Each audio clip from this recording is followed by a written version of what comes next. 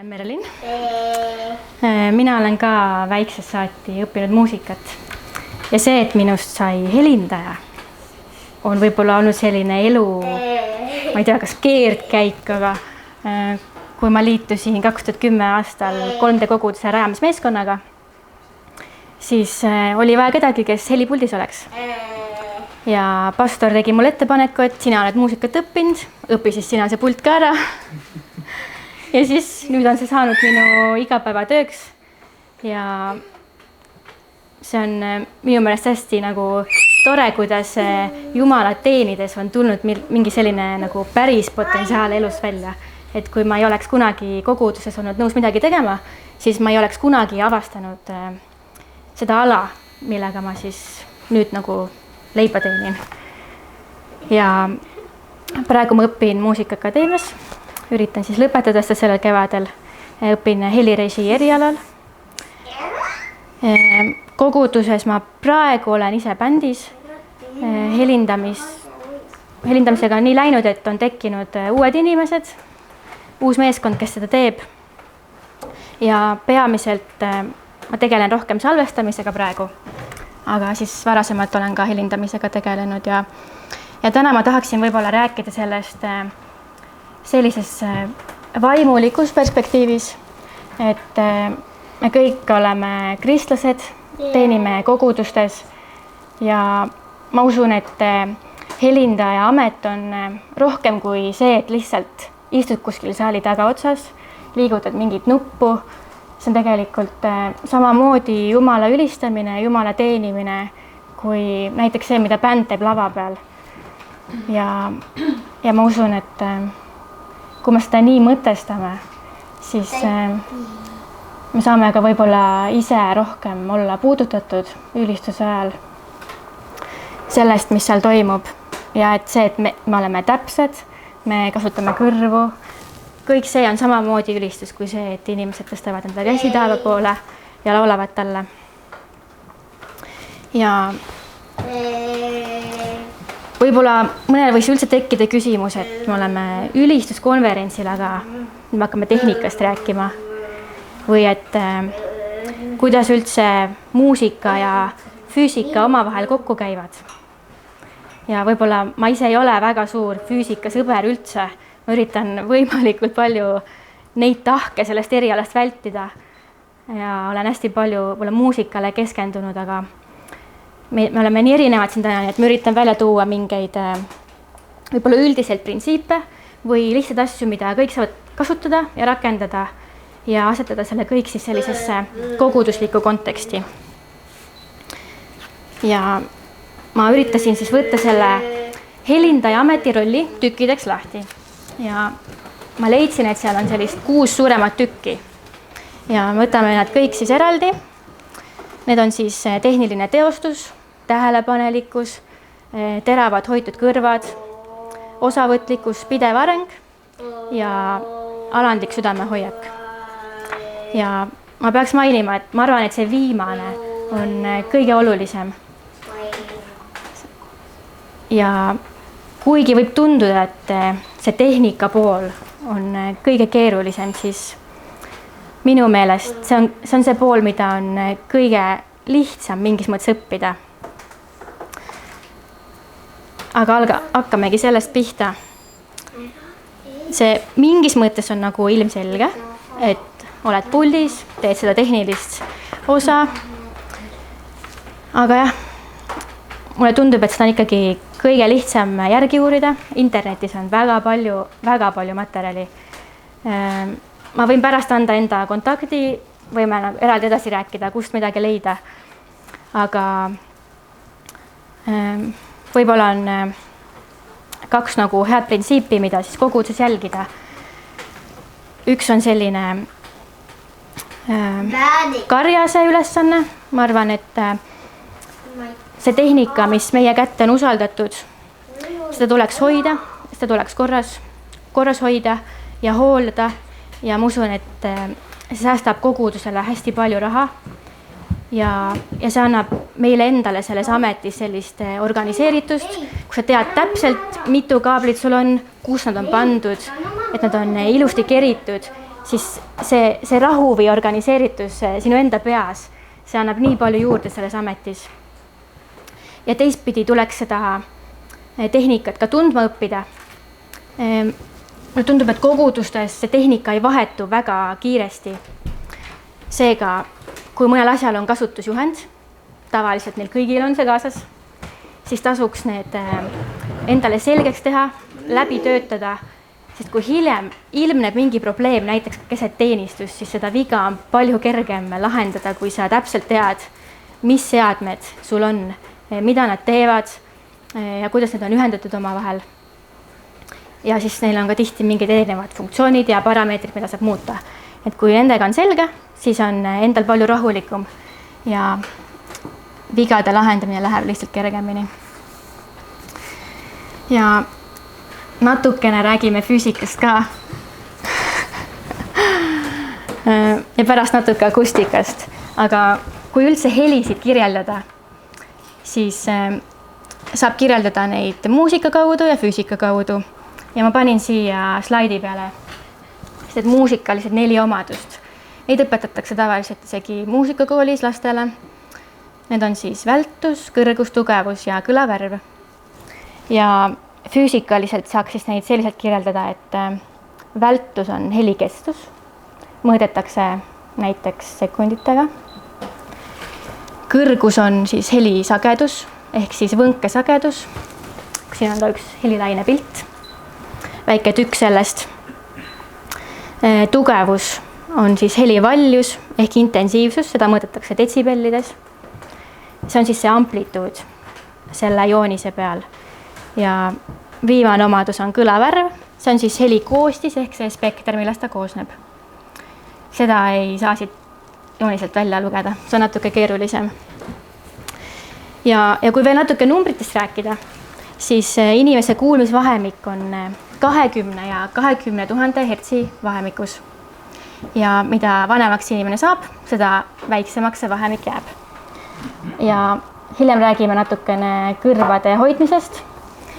Et kui me kõrvu hoiame, siis see vahemik väheneb aeglasemalt.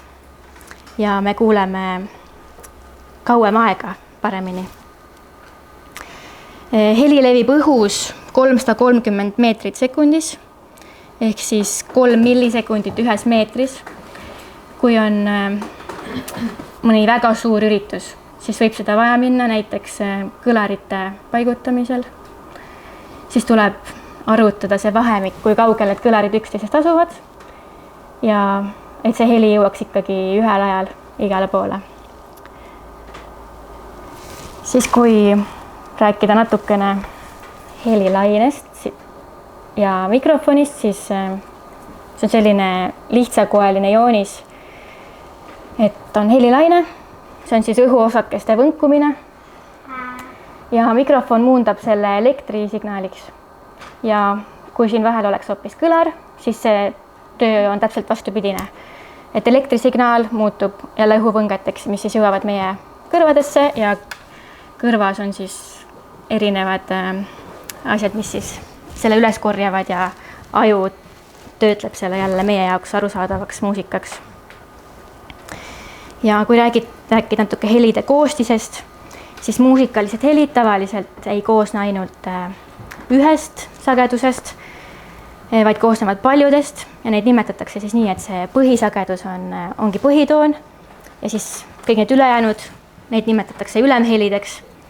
Ja siin joonise peal on siis näide viiulist, kui ta mängib esimeses oktavis G-nooti, siis on seal noodijoontel kõik need ülejäänud ülemhelid ja neid on veel rohkem tegelikult.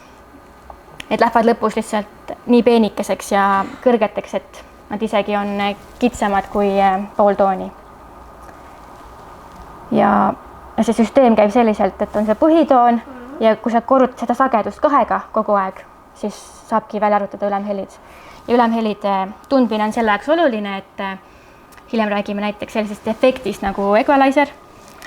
Kui seal tahta midagi üldse muuta või seda heli parandada, siis tuleb teada, mis sagedustel mõni pill üldse mängib. Nii. Aga räägime nivoost ka natuke. Mulle tundub, et see on selline teema, millega saab alati vaielda.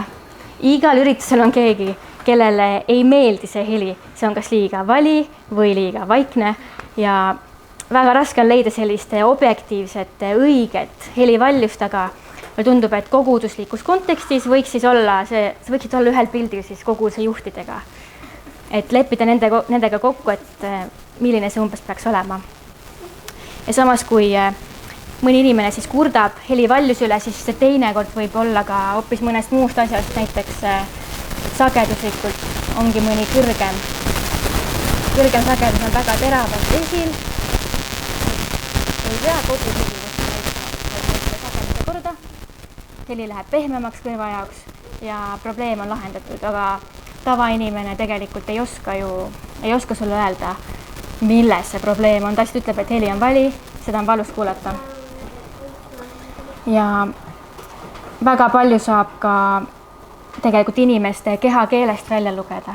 Näiteks lapsed, nende pealt on hea vaadata, kui nad ikka hoiavad kõrvu kinni, siis on liiga vali. Või kui inimesed hakkavad karjuma üksteise, kui nad tahavad rääkida või lähevad isegi ruumist välja, siis selle põhjal on ka ju võimalik välja lugeda, et see heli on liiga vali.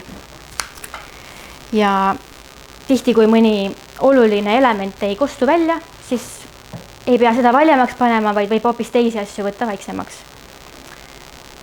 Et see on ka üks variant ja see on tihti päris hea variant, sest muidu võib ennast lihtsalt nurka mängida, et sa lähed kogu aeg juurde ja lihtsalt oled seal laes ja rohkem ei ole kuskile minna enam.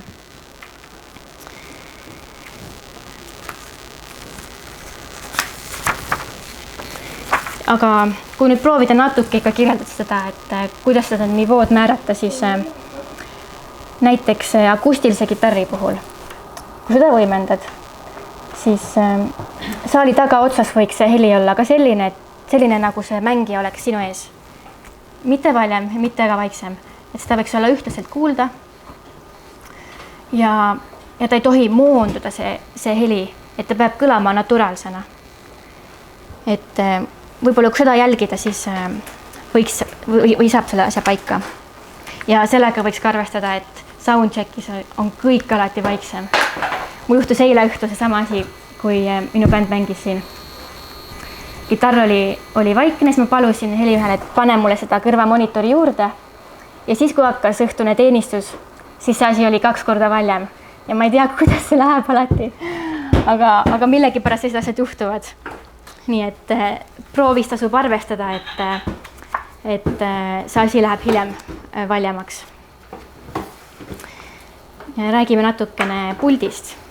Kui siin on mõni, kes võib-olla ei ole ise veel puldis olnud, siis ma arvan, see on hea julgustus, et kuigi helipuldil on vahepeal 100 nuppe, siis tegelikult need on need ühed samad nupud, mis korduvad ridadena.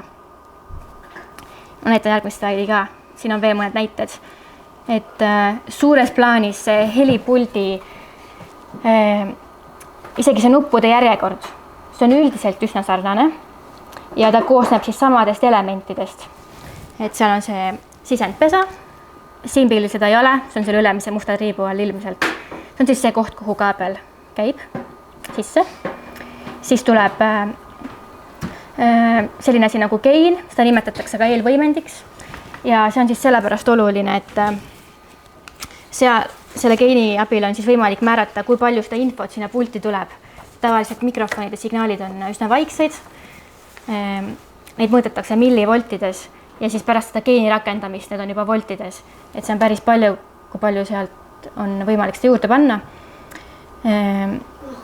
Ja samas mõni signaal on ka nii vali juba, et sellele võiks rakendada või on võimalik rakendada sellist nuppu nagu pad.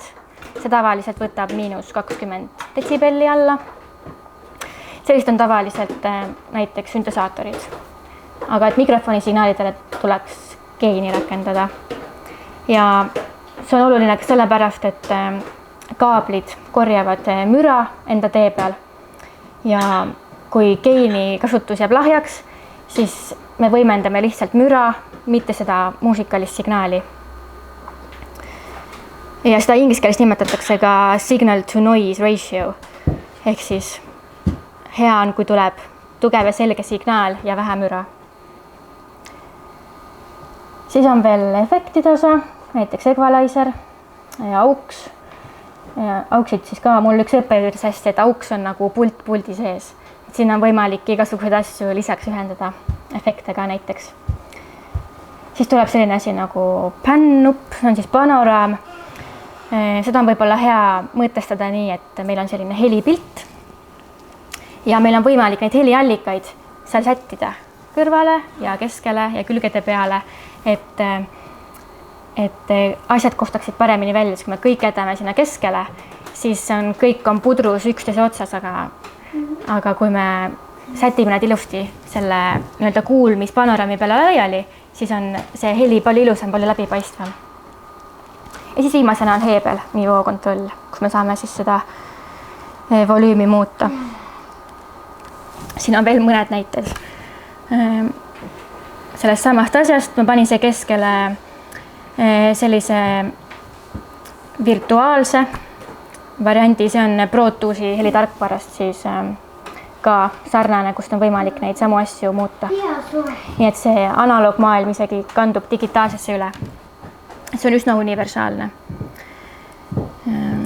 Siis siin on veel selline lihtsam joonis, kuidas helisignaal tuleb pulti sisse, läbib kõik need samad asjad ja läheb jälle välja puldist.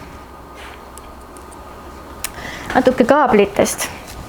Siin on igasugused kaablid, aga peamiselt kasutatakse helindamisel XLR kaablit ja siis pulkkaablit ja siin on neid kahte sorti, on TS ja TRS. Ja vahe on siis selles, et üks neist on balansseeritud, teine on balansseerimata. XLR on ka balansseeritud ja see tähendab seda, et selle kaabli ehitus on natuke erinev. Tal siis on sees, balansseeritud kaablil on sees 3 juhet, üks on maandus ja 2 juhtmel on helisignaal ja üks neist helisignaalidest on keeratud vastandfaasi ja faas tähendab seda, kuidas helilained on omavahel seotud. Ja kui see kaabel siis jõuab mingisse seadmesse kohale, siis seal pööratakse see vastandfaasis olev faas jälle ringi, see info, mis seal peal on ja kõik müra, mis see kaabel on vahepeal üles korjanud, see siis summutub, aga helisignaal jääb alles. Ja selle kasutatakse ka näiteks D-bokse. See siis teeb heli balansseerituks. Nii, siis natuke mikrofonidest. Üldiselt on neid 2 sorti, on dünaamiline mikrofon ja kondensaatormikrofon ja siis siin on selline keeruline joonis, ma panin selle siia lihtsalt sellepärast, et ära märkida, et need on erineva ehitusega. Pikalt sellele ei peatu, aga dünaamiline mikrofon on siis tavaliselt see, mida laivis kasutatakse. Ta on üsna tuim. See on hea, sest et helivaljusid võivad üsna valjuks minna live olukordades. Kõige standardsem selline dünaamiline mikrofon on siis Shure SM58 või 57. Nendega põhimõtteliselt annaks kogu asja ära helindada, kui ei ole muid valikuid. Ja siis teist sorti mikrofonid on kondensaatormikrofonid ja neid kasutatakse rohkem salvestamisel. Osad neist on väga tundlikud ja neil on siis vaja meeles pidada, et neile on vaja rakendada toidet, mis tavaliselt saadetakse puldist, see on 48 volti, et siis hakkab see mikrofon alles tööle. Aga dünaamilised mikrofonid töötavad ilma. Ja mikrofonidel on siis veel selline erinevus, et neil on polaarsused. Mõni mikrofon püüab ühtlaselt ümberringi, kõike, mis seal kostab tema ümber. Mõni mikrofon püüab ainult näiteks eest. Siin on võib-olla parem natuke näide, siis 3D mudel ka. Üks on neist on kardioid polaarsusega ja siis alumine on 8-kujuline. See on ka päris huvitav mikrofon. Kui tahad ainult külgedelt midagi püüda ja eest ja tagant ei soovi püüda. Ja laivis siis kasutatakse tavaliselt kardioid mikrofone. Need siis vähendavad seda müra, mis võib tekkida. Ja mikrofoni paigutus kui selline on võib-olla kõige olulisem komponent üldse hea heli saavutamiseks. Ma ei tea, kas päris 1 sentimeeter asja muudab, aga 10 sentimeetrit muudab kindlasti asja. Ja üldpõhimõte on siis selline, et dünaamilised mikrofonid võiksid olla nii lähedal kui võimalik heliallikale. Ja kondensaatormikrid võiksid olla sellises õiges kohas. Ja seda on võimalik siis enda kõrvaga ise leida. Et kui mingi pill mängib, sa käid seal ümber ringi, paned enda kõrva erinevatesse kohtadesse. Ja kui sa leiad hea koha, kus see pill kõlab hästi, siis selle koha peale saabki mikrofoni ka panna. Ja üks oluline asi on võib-olla veel, mida ma välja tooks, et ei ole mõtet liiga palju mikrofone kasutada. Pigem tasub leida see üks hea koht, kus pill kõlab hästi ja leppida sellega, sest hiljem on väga raske seda kõike jälle tervikuks kokku miksida ja müra tuleb ka hästi palju sellisel variandil. Et tasub siis ühele mikrofonile leida hea koht. Ja otsisin mõned pildid, kuidas erinevaid pille mikerdada. Trummide puhul oleks hea panna mikrofonid sinna, kuhu lööb pulk. Vahepeal ma olen näinud, et pannakse selline klipsuga mikrofon trummi külge, lihtsalt ta jääb sinna külge kuidagi, aga seda mikrofoni saab ka suunata, et selle võiks suunata sinna kohta, kuhu see pulk siis lööb. Ja siis need ülemised mikrofon, mida nimetatakse overheadideks, nendega võiks tekitada sellise võrdkülgse kolmnurga, näiteks soolotrummist, et tekiks on soolotrumm ja 2 overheadi, et see on võrdkülgne kolmnurk. Siis peaks olema üsna kindel, et ei teki mingeid faasiprobleeme, et seda infot ei lähe sealt kaduma, mis sinna sisse tuleb. Siis kitarrivõimendid, see oleneb väga palju. Oleneb mikrofonist ja võimendist ja see on sama asi, et seda peab enda kõrvaga ise kuulama, et kus see hästi kõlab. Ja kui enda kõrvaga on väga vali kuulata selle koha pealt, siis saab panna mikrofoni paika, minna pulti, kuulata klappidesse näiteks lihtsalt seda, mis sinna kanalisse tuleb. Ja siis saab ju minna ja liigutada seda mikrofoni või kui sul on abiline, siis tema võib-olla liigutab seda mikrofoni ja siis saab koos leida selle hea koha. Akustiline kitarr tavaliselt ühendatakse läbi D-boksi, kui tal on elektroonika sisse ehitatud või siis samamoodi tuleb käia kõrvaga ümber selle kitarri ja otsida siis välisele mikrofonile hea koht. Et kui see meeldib selline särav, selline keelte kõla, et see mängimine ise on kosta, siis saab panna selle rohkem keelte poole selle mikrofoni. Seal kere pool on rohkem nagu bassi sagedusi. Et tuleb ise see koht leida. Siis basskitarril tavaliselt see läheb ka läbi D-boksi või siis on niimoodi, et on basskitarr võimendi ja võimendist läheb see asi pulti. Ja kui on mingid pedaalid sellel basskitarristil, siis need lähevad sinna vahele. Aga seda need pillimängijad teevad tavaliselt ise. Siis klaver. Sellega on jälle nii nagu selle kitarri võimendiga. Seal tuleb jälle leida see hea koht. Aga tihti ei ole ka üldse vaja võimendada klaverit. Võib-olla ainult väga suures ruumis.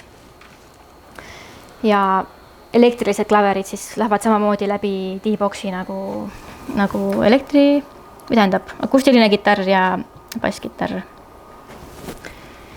Ja tihti tasub ruumi mõõtmeid siis vaadata, et paljud pillid ei nõuagi üldse võimendust. Ja siis muidugi need pillid määravadki selle üldnivoo, mis tuleb nende järgi võimendada.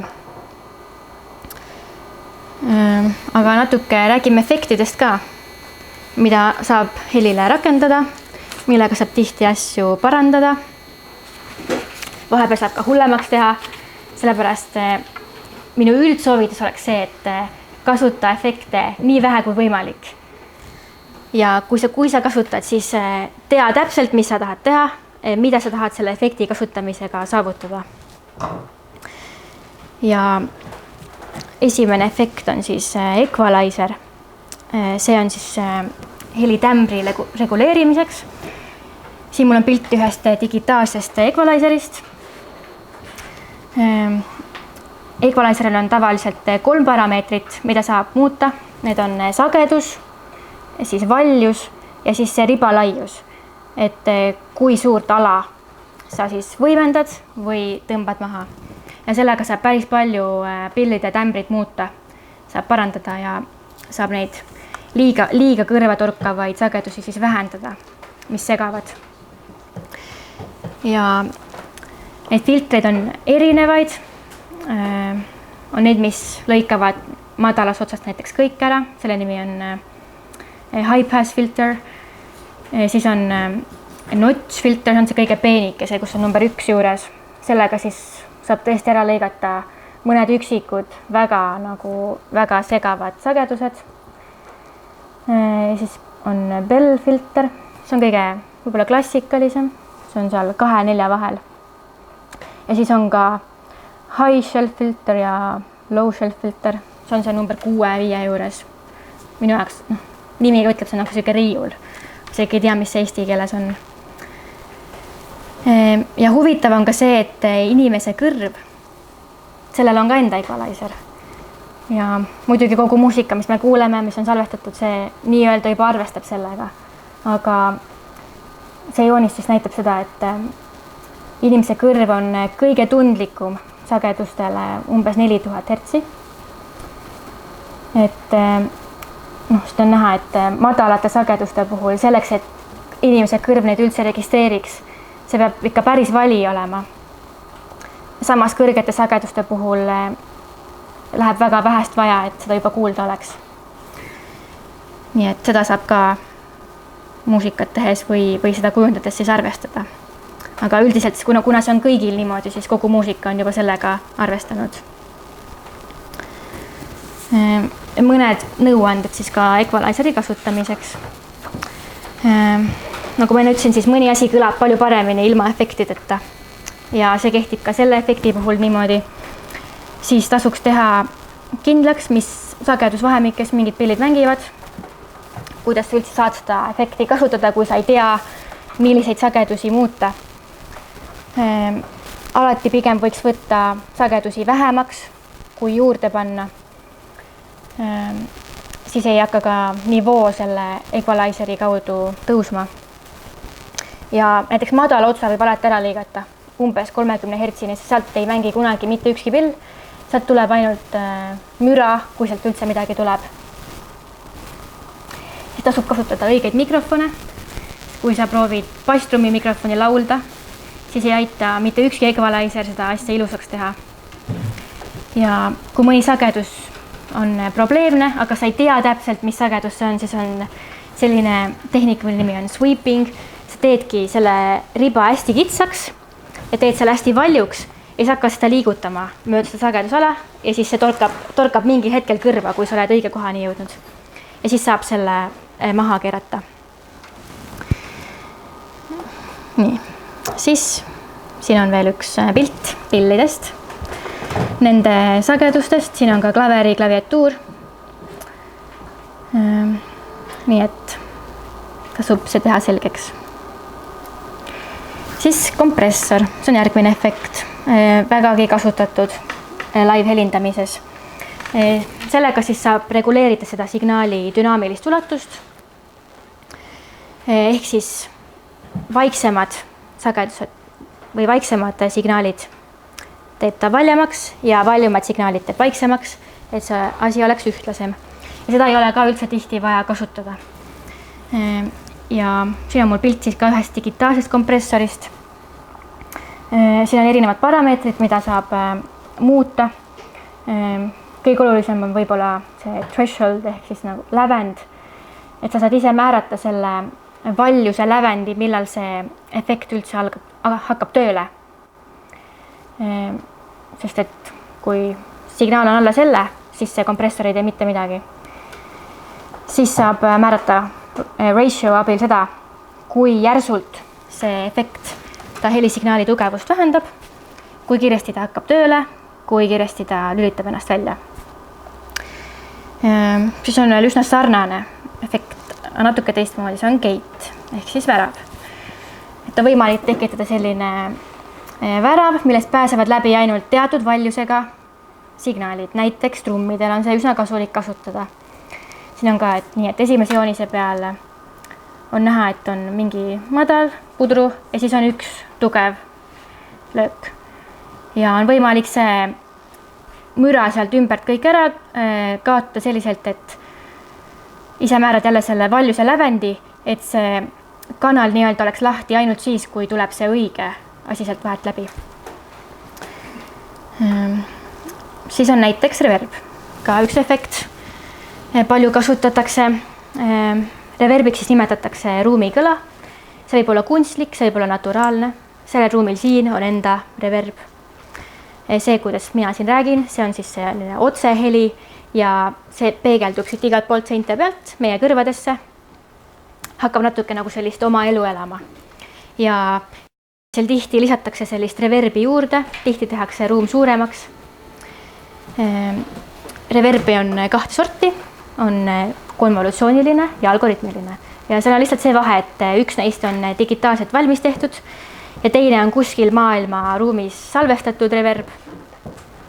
Näiteks võid leida sellise reverbi, mis on salvestatud Sydney ooperimajas, 20. reas, 5. istekoha peal.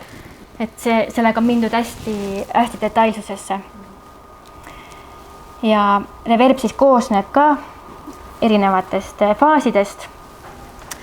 Esimene asi, mida me kuuleme, on otseheli, mis on ka siis, kui reverbi üldse ei ole.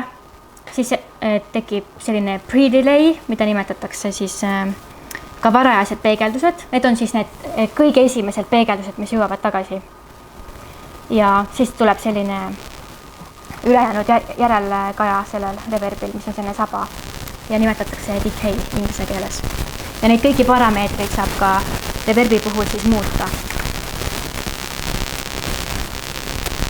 Ja võib-olla ka üks nipp või soovitus, et lauljale, kui panna liiga palju reverbi, siis ta kaob tahaplaanile, et ta kaob selles ruumis nii kaugele, et ta ei ole enam esiv ja ma arvan, seda me tahaksime vältida, eriti ülistusmuusikas.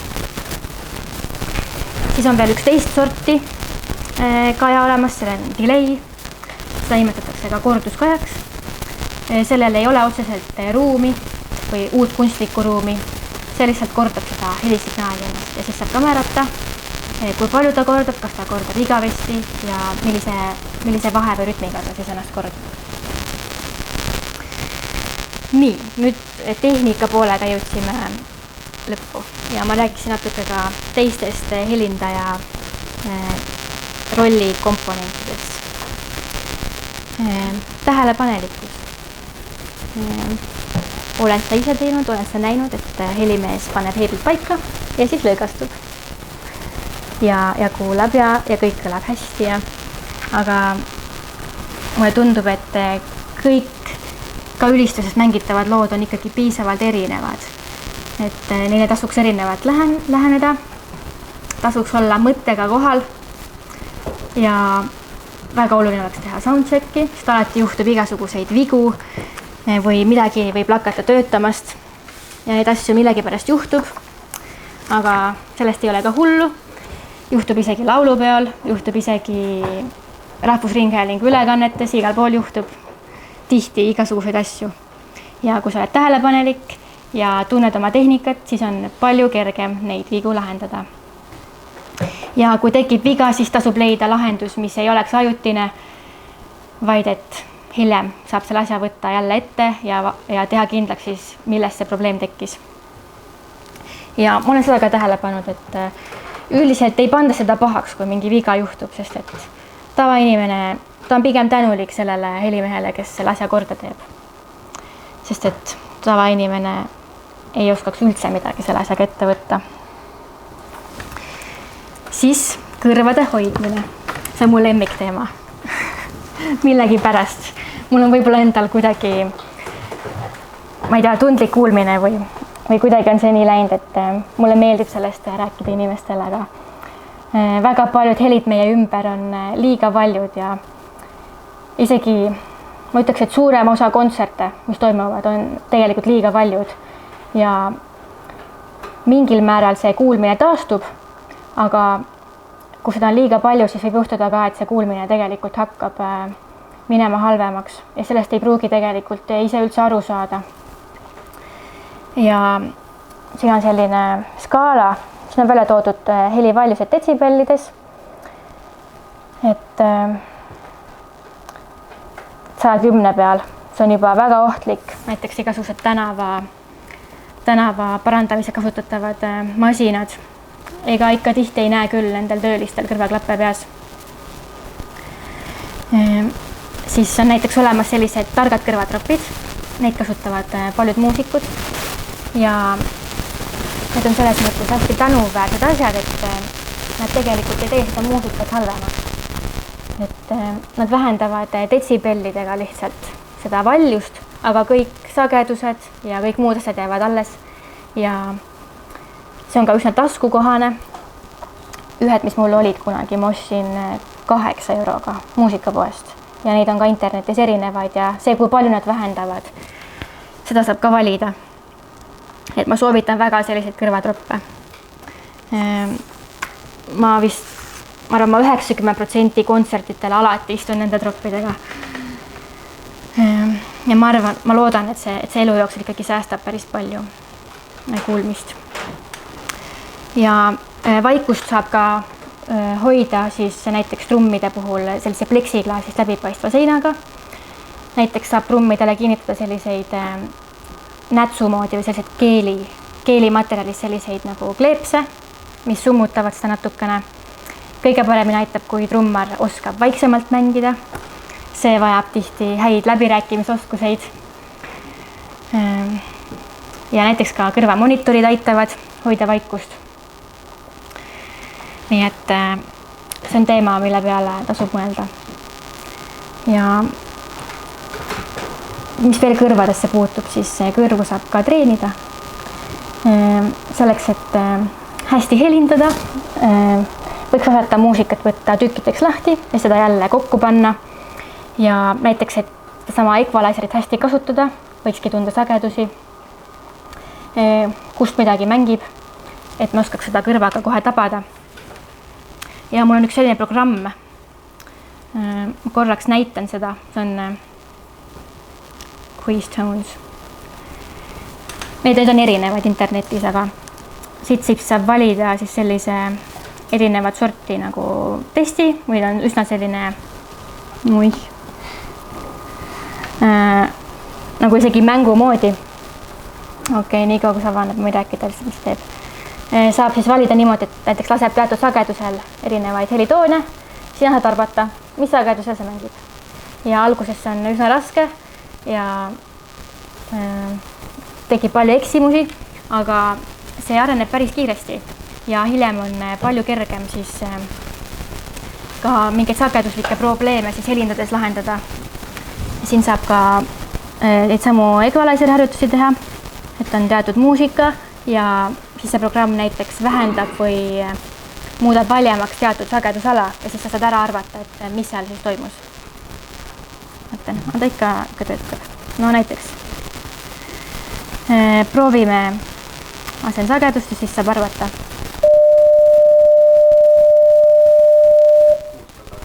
Kuustada. Kõige, väga hea.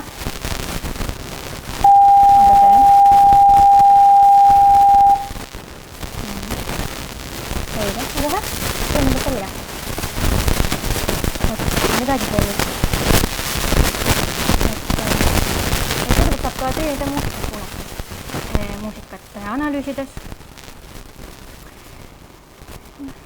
Ja ise proovides seda tükkideks lahti võtma ja ma pärast annan ühed materjalid ka. Ma panin sinna mõned küsimused, mille järgi siis, mida võib arvestada muusikat kuulates. Ja tore on ka käia kontsertitel ja näiteks soovitan istuda helimehe lähedal, näiteks helimehe ees, et siis saab hea kogemuse sellest, mida see helimees ise mõtles, vähemalt kuidas ta heli tegi. See ei pruugi olla hea heli, aga siis vähemalt saab temapoolse vaate sellele asjale. Siis see osavõtlikkus. Tasub kõik asjad välja uurida, mis võimalik, et ei juhtuks nii nagu siin pildi peal, kus sulle sajab kaela miljon soovi ja sa ei jõua võib-olla üksi kõike ära teha. Päris hea on see, kui helimees saab osaleda bändiproovides. Ma ise kunagi tegin seda umbes aasta aega. Käisin alati bändiproovis ka kohal ja see oli väga hea koht, kus pulti katsetada. Sa sai kõiki efekte proovida ja seal võis ka eksida. Et see on tore variant, kuidas seda helindamist ka arendada. Ja nii sa õpid ka seda bändi tundma, keda sa ilmselt enamus aega pead helindama. Ja õpid tundma neid lugusid, mis nad mängivad, et oskaks õigeid detaile sealt siis välja tuua. Ja ei tasu oodata, et sinu juurde infoga tullakse, sest et tihti ei tulda. Ja siis sa oled lihtsalt ilma ja ei tea kava ja ei tea mitte midagi. Ja tasub uurida, mis toimub enne üritust ja mis on pärast, kas eeldatakse näiteks, et sa peaksid mingi playlisti kuskilt sinna panema. Et seda tihti ei öelda millegi pärast. Siis südamehoiak. Seda ei saa internetist õppida, kui kõike tehnilist poolt saab.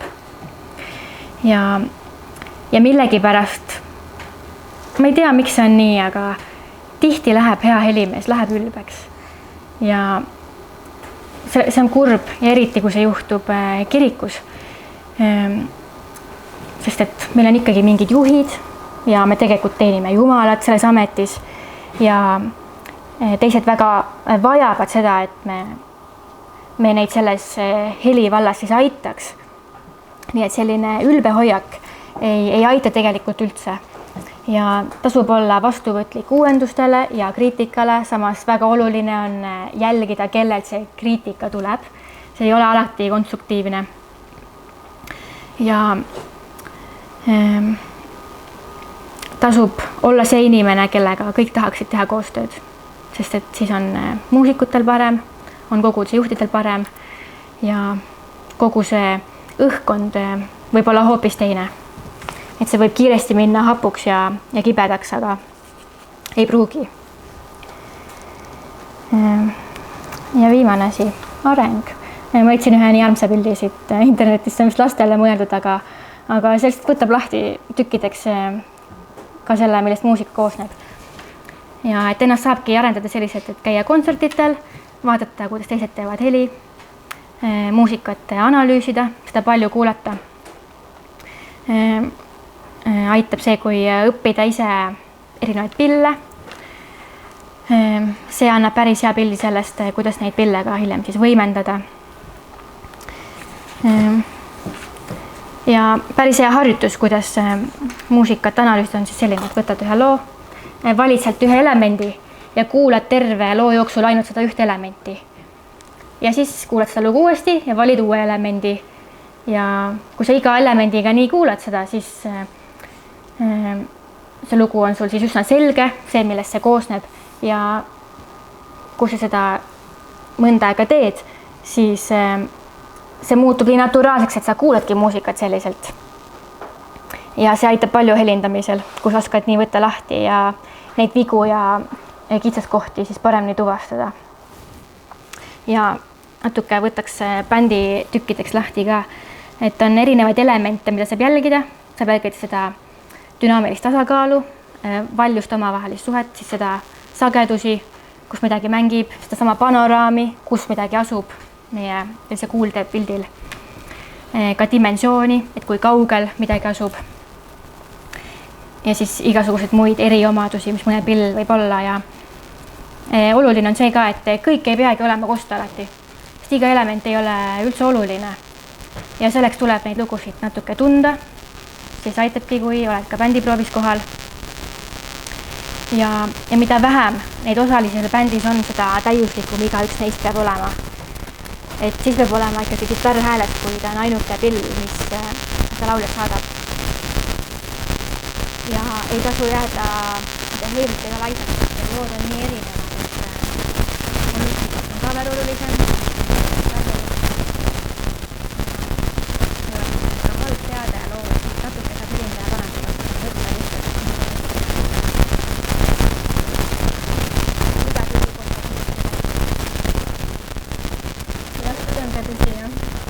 Keegi ikka üldse ei oska, siis saab natuke kohad ette.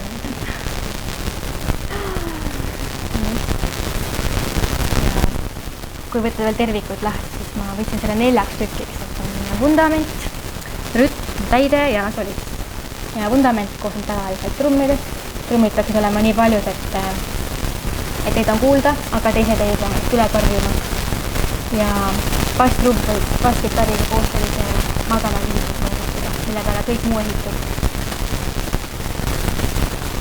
Siis rütm.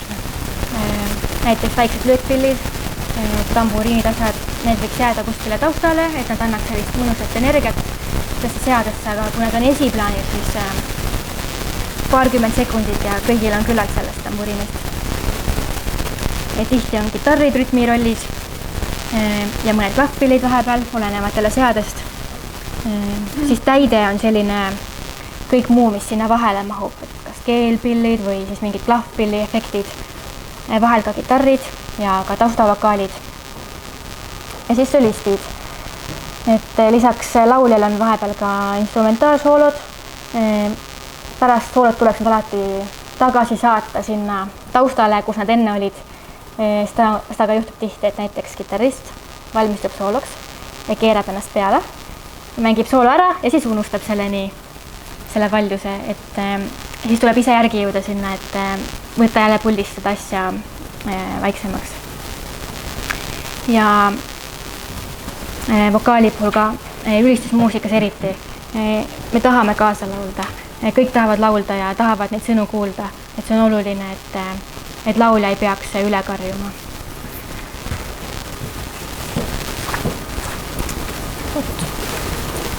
Aga rühmatu jätame hiljemaks, nii et ma annaksin sulle üle.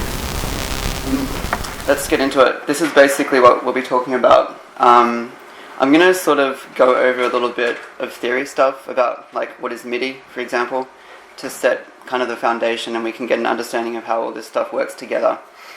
And then go over a little bit of theory about the different instruments, the software instruments that we're using in these kind of setups. So I'll speak a little bit about samplers and a little bit about even synthesizers. And then we'll have some practical, we'll look at some practical examples in MainStage, Ableton, and if we get time I might even look at some production stuff in Logic, but I think we have 1 hour and we have heaps of stuff to go over, so I'm not sure how we're going with that.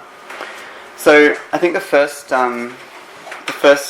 best place to start is, keyboards and MIDI keyboards. Like, what's the difference between a standard keyboard? For example, you have your, Yamaha or your Nord or whatever. You plug the cables in, and like we were talking about, it goes to the sound desk.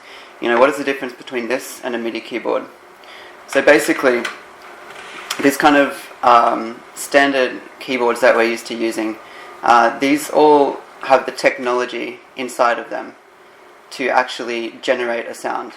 So depending on the type of keyboard, whether it's like a digital piano or a synthesizer, or even, for example, a workstation, the way that they make that sound, it may be sample-based, so where it's playing back samples from inside the keyboard, or it may also be that there is like some actual CPU like processing to generate sound, which is more synthesis. So basically these standard keyboards, you play the keys and inside the keyboard is a technology to create that sound and it comes out of the keyboard as an audible signal. You don't need anything else. But then when we're talking about MIDI keyboards, so this here is a MIDI keyboard, this also is a MIDI keyboard. These MIDI keyboards, they don't create any sound. All they send is what we call MIDI messages, and we'll talk a little bit about that soon. But basically this is just information sent to, for example, a software instrument or maybe a software instrument host, one of these pieces of technology we're going to be talking about, MainStage and Ableton. And then these are the things that actually make the sound. So rather than, our standard keyboards, let me see if I can get, rather than our standard keyboards that have the technology inside them to make the sound, the technology that is making the sound is oftentimes in a computer. And we need to send the information into that computer from a MIDI keyboard, which tells it, I'm pressing a note, or how hard I'm pressing the note, all stuff like this. So, yeah, that's basically the difference. Keyboards, they make the sound. MIDI keyboards, they only send information to something that will make a sound for you. And by the way, often most keyboards you find like that make sound also have MIDI out, so you can also send MIDI into like a computer or something. So yeah, the question, what actually is MIDI? So this is a bit of the theory. I hope it's interesting. I think it's interesting. But MIDI stands for this musical instrument digital interface, and it's basically a communication protocol. It was developed, I think, in 1983 or 1982. Like, it's quite old, for communicating between different hardware and software, like musical instruments or computers or samplers or many other things, not even just related to audio. But this MIDI standard hasn't actually changed very much since it was created in 1982. So these MIDI messages are sent over either a MIDI cable, which is what this one here is, or also over USB. So today I'm sending just over a USB straight into the computer. MIDI messages also can be sent over 16 different channels. So with one MIDI cable, I'm able to address different pieces of software or hardware on 16 different channels. So I'm able to actually, with one keyboard, speak to over 16 different channels, if that makes sense. There are many different types of MIDI messages. This is not all of them, but these are some of the more common ones, and the ones I put in bold are the ones which are like very common. So note on, note off. What that means is when I press a note on my keyboard, note on MIDI message is sent. It's like pitch, bend, and aftertouch. Control change.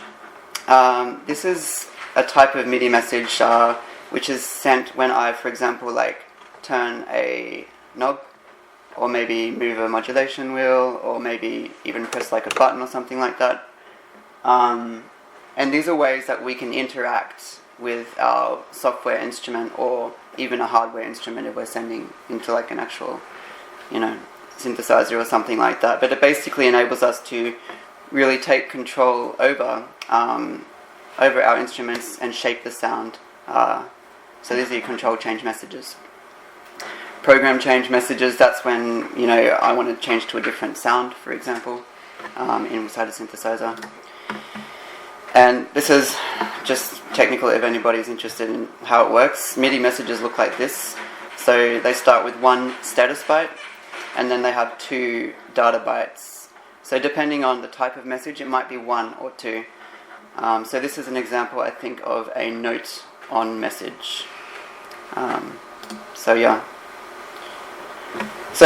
if you want to start like doing this, the question is like, okay, what do I need, right? I have a MIDI keyboard, or maybe there's a piano at my church that sends MIDI information. What else do I need?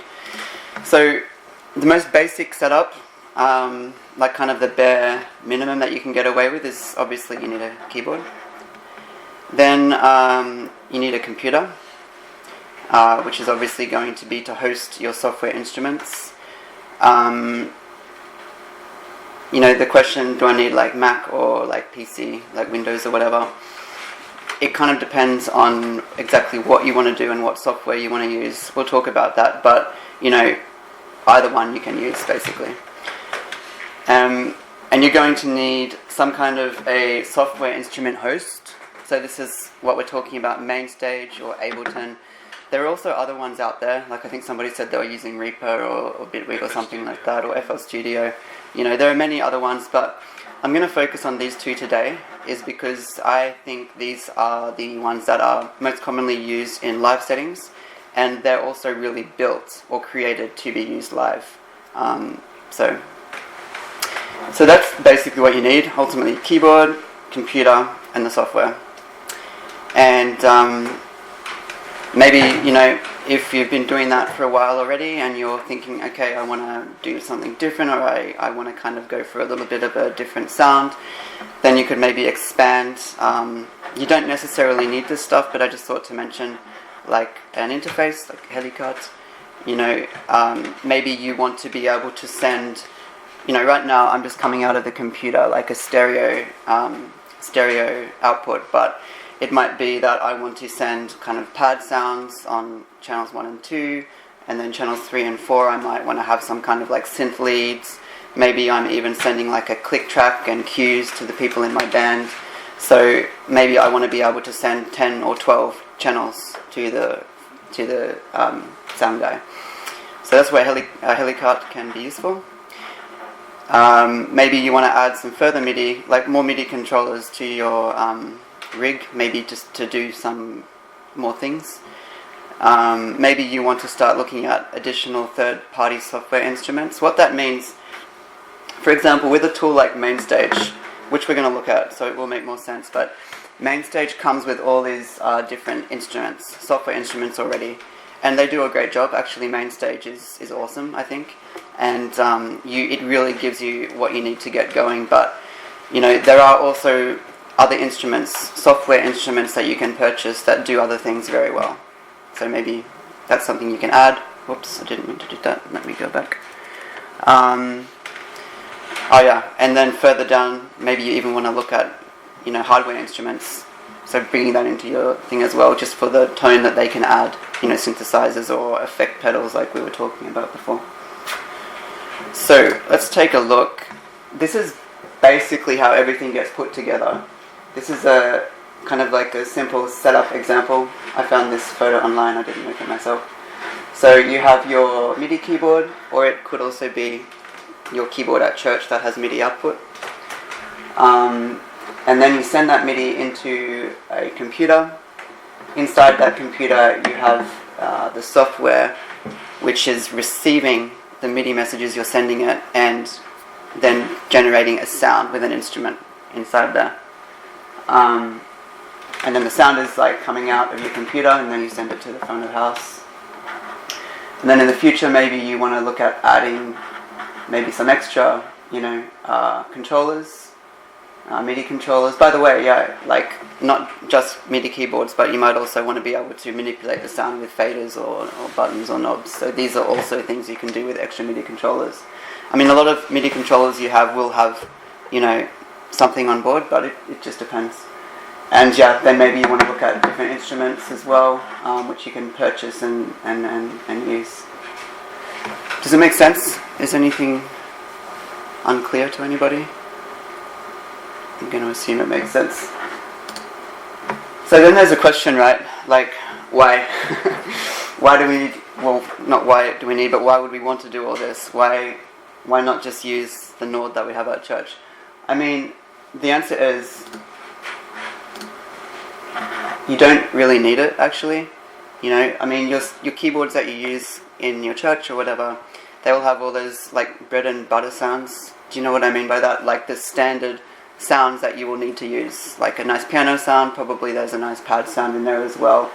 So you don't need this, but maybe you're kind of at the stage where you're wanting to add a little bit more to the overall sound of the band. Maybe you would like to create a specific type of sound to be used in a specific song, in a specific example. And I think, the way that software is at these days, it's very flexible and powerful, and it's going to be much easier to kind of create your own sound or add your own kind of flavor, if you like, using kind of software like MainStage. Because, I mean, it's so powerful, like, you can do so much stuff, it's crazy, and, I think really the limit is, like, your imagination, really. So that's basically the answer to that. You don't need this stuff, but it can add something if you feel like you are wanting to do that.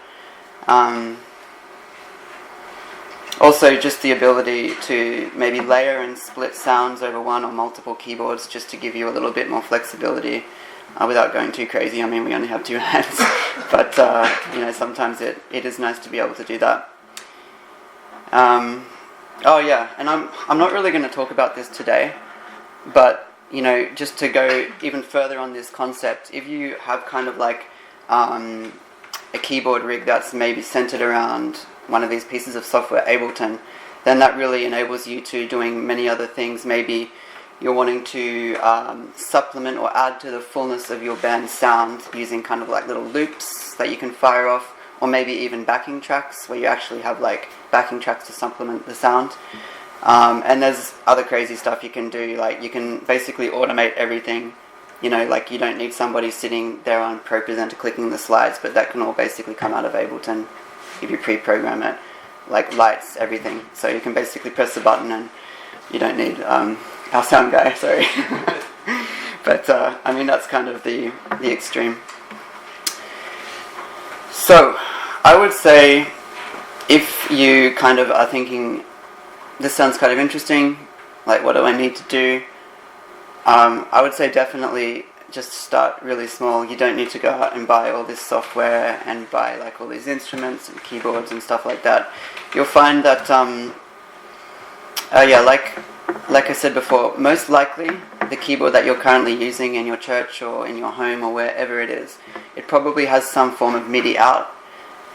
If it's the actual, like, the 5-pin MIDI, like the one that we talked about, that's not the USB, there are converters that you can use to send, like an adapter, I guess, to put that from this particular output to a USB input. So you can basically just use that to go straight into your computer without needing some kind of a sound card. So MainStage, it's $30, which is super cheap for what you get. The downside is it requires a Mac, which is not so cheap. That's the trade-off, right?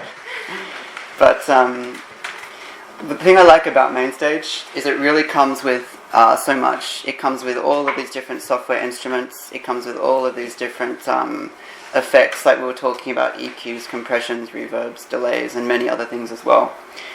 And if you're familiar with Logic, if anyone's used Logic Pro, then MainStage is going to feel very familiar to you, because it's basically taking Logic and making it for a live setting. The other thing, like I said, I'm only going to talk about these two today. Ableton Live Lite is working on both platforms, not just Mac. The Lite version is $100, but it's quite a stripped down version. I mean, the word Lite kind of says it all. It doesn't come with so many software instruments, and there are some restrictions, yeah. The Ableton Live Lite a lot of time comes with MIDI keyboards. Yes, yeah, that's a really good point. I have actually. 2 copies that I haven't used. Yeah, that's a really good point.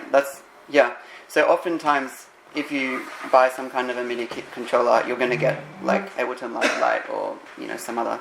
Thank you. That's actually really good.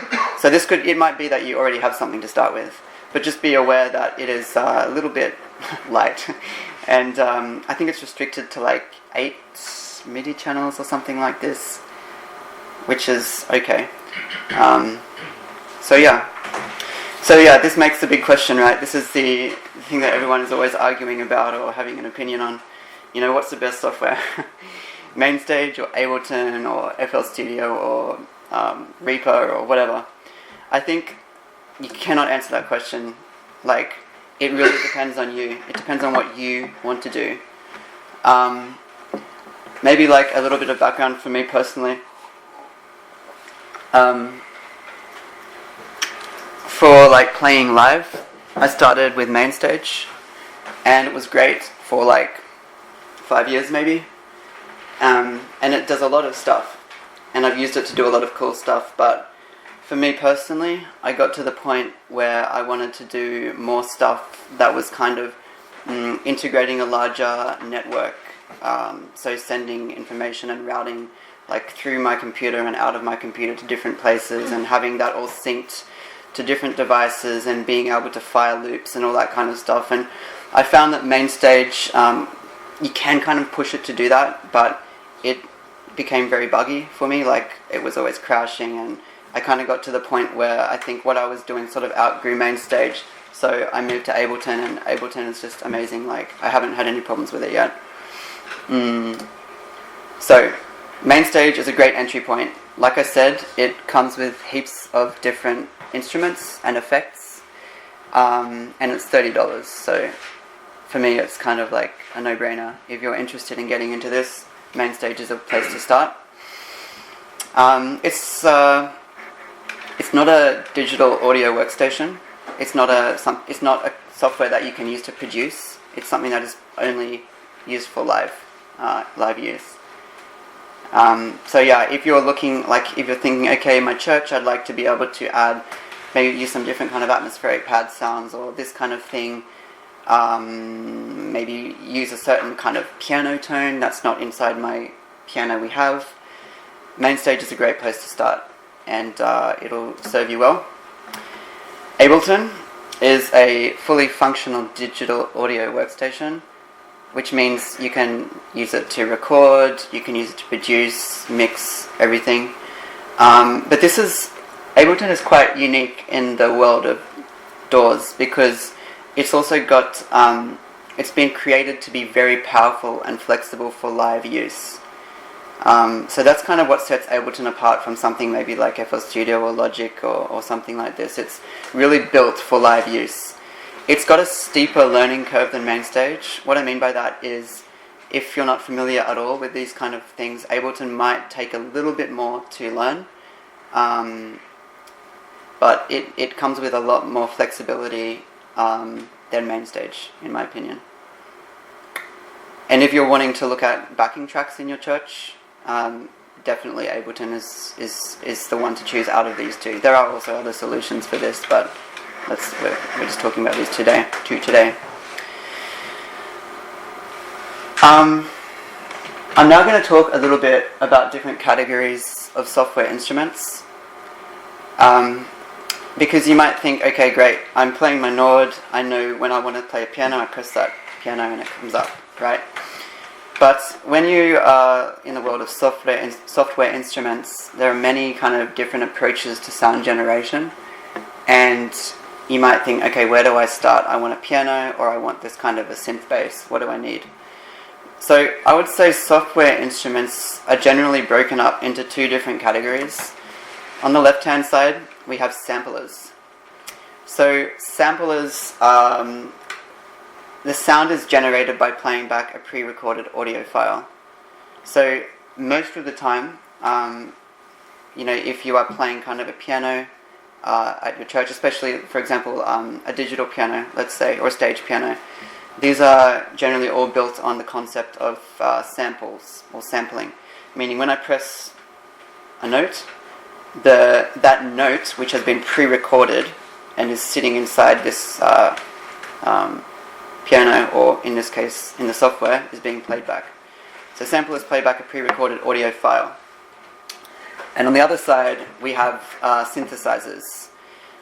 So synthesizers, they generate sound by basically computing algorithms and processing it, And then in the middle, we have what I call like hybrid, where you can have synthesizers which have a lot of sampling technology built into them. So yeah, it's not so black and white.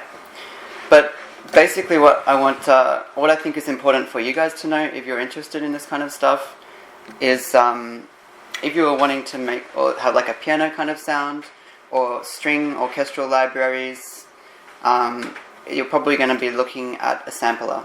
You want to find a sampler software instrument, and we'll look at some of these soon, so it's going to make more sense. To make things confusing, you can also sample a synthesizer, right? So it could be that if you're playing a synthesizer sound, it's actually a sampler which has sampled that sound from a synthesizer. Then on the side of software synthesizers, this is where you're generally going to get your pad sounds, lead sounds like synth leads, obviously. Sometimes even percussive sounds. Synthesis, you really can't put it in a box, because today synthesizers have come to the place where you could really make any sound you can think of. It's pretty crazy. Then in the middle, the hybrid, they could also make anything. I can't really say what type of sound that will be, because it's anything, but often more evolving and textured sounds are in there.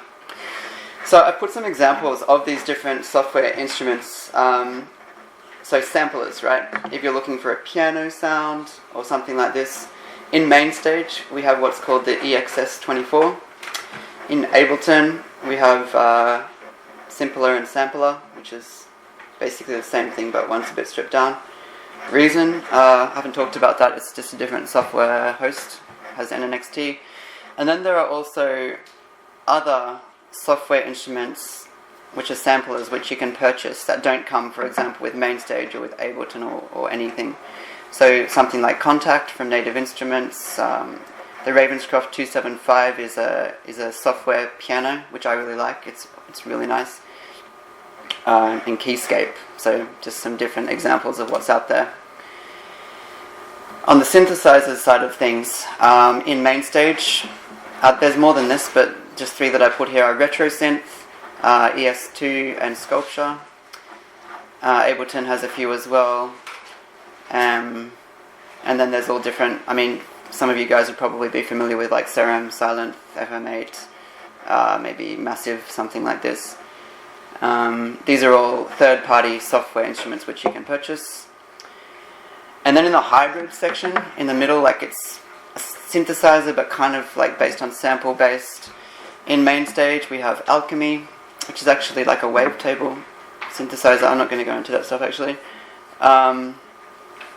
And then also we have, I put like things like Omnisphere and Reactor in this hybrid category as well, because these things are crazy. Like, it's, yeah. So I'm just going to talk a little bit about sampler basics now. So again, samplers enable us to play back a pre-recorded audio file in a musical way, right? So it enables me to play a piano in the way that I'm used to playing a piano, and then be able to play back like samples which are stored on a hard drive in a musical way. Okay?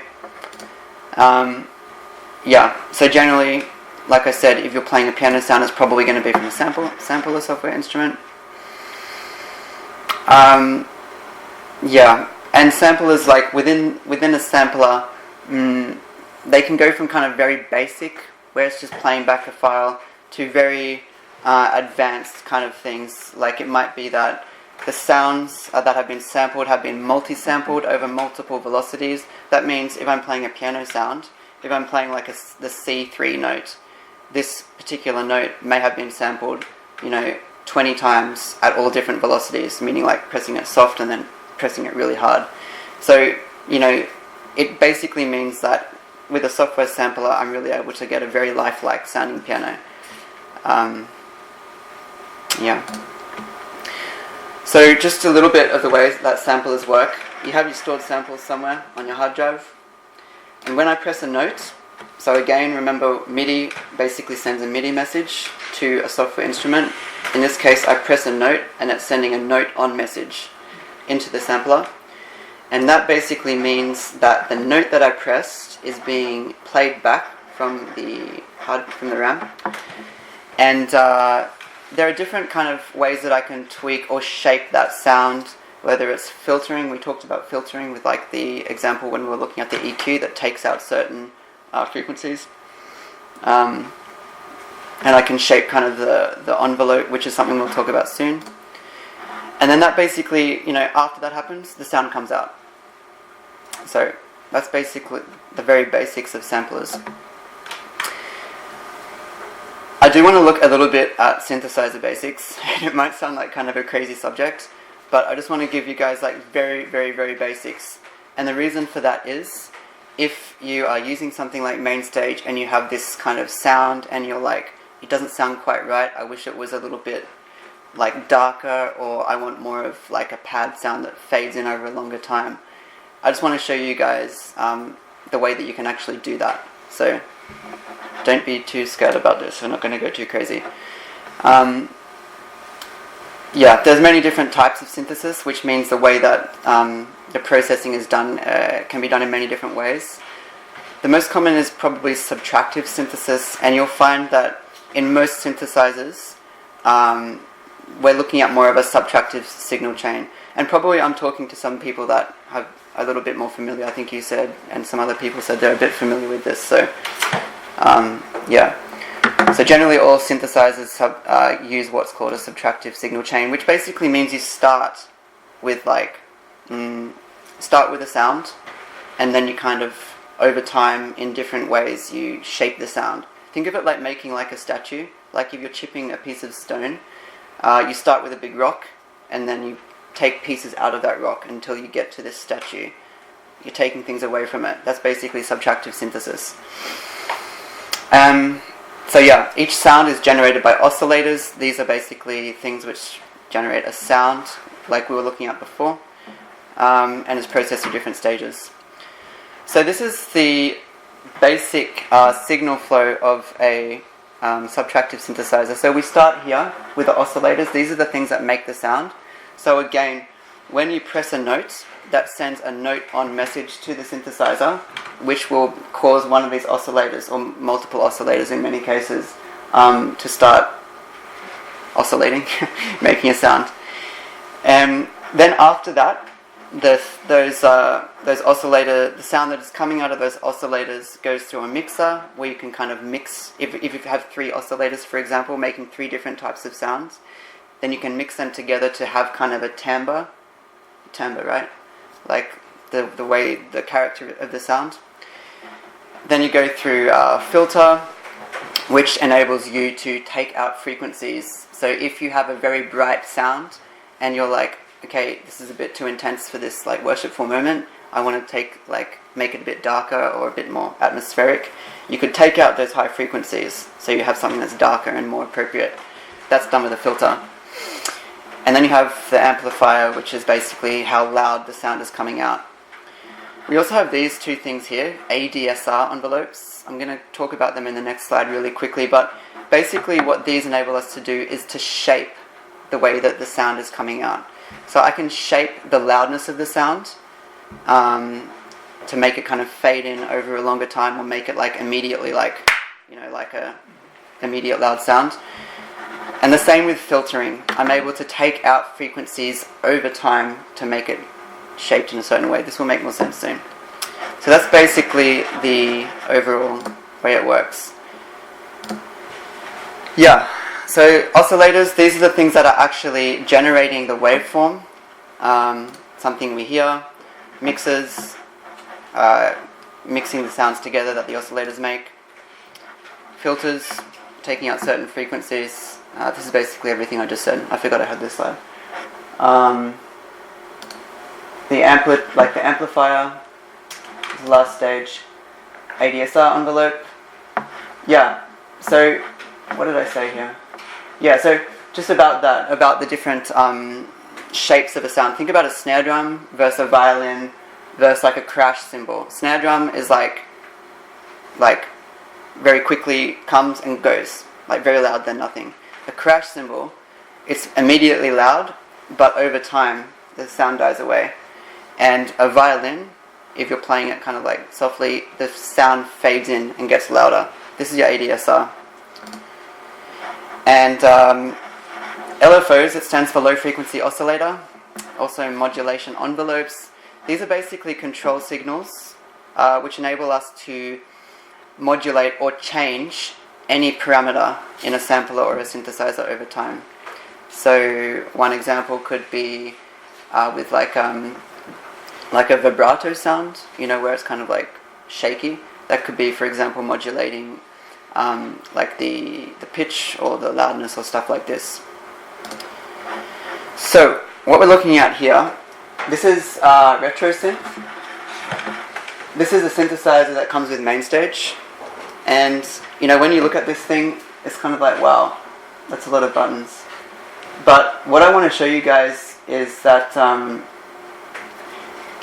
generally every subtractive or every synthesizer has this same kind of signal flow. So any synthesizer that you look at, just take some time to look at it and you probably will be able to find the parameter that you need to use to shape a sound in a certain way. So oscillators, we have these 2 here.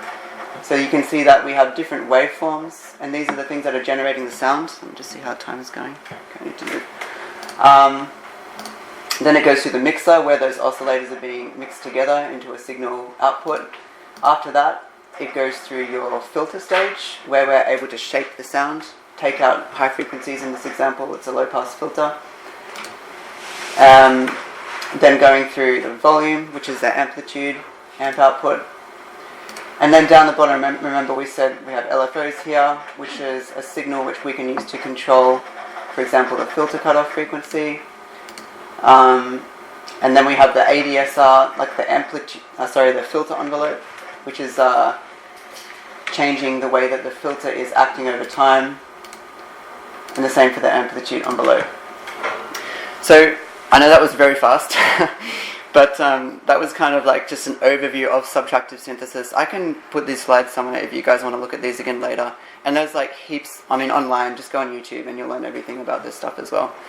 But I want to highlight some of the common parameters which you may want to use if you're using a particular pad sound from MainStage and you're like, this sound just isn't quite right. What do I do with it?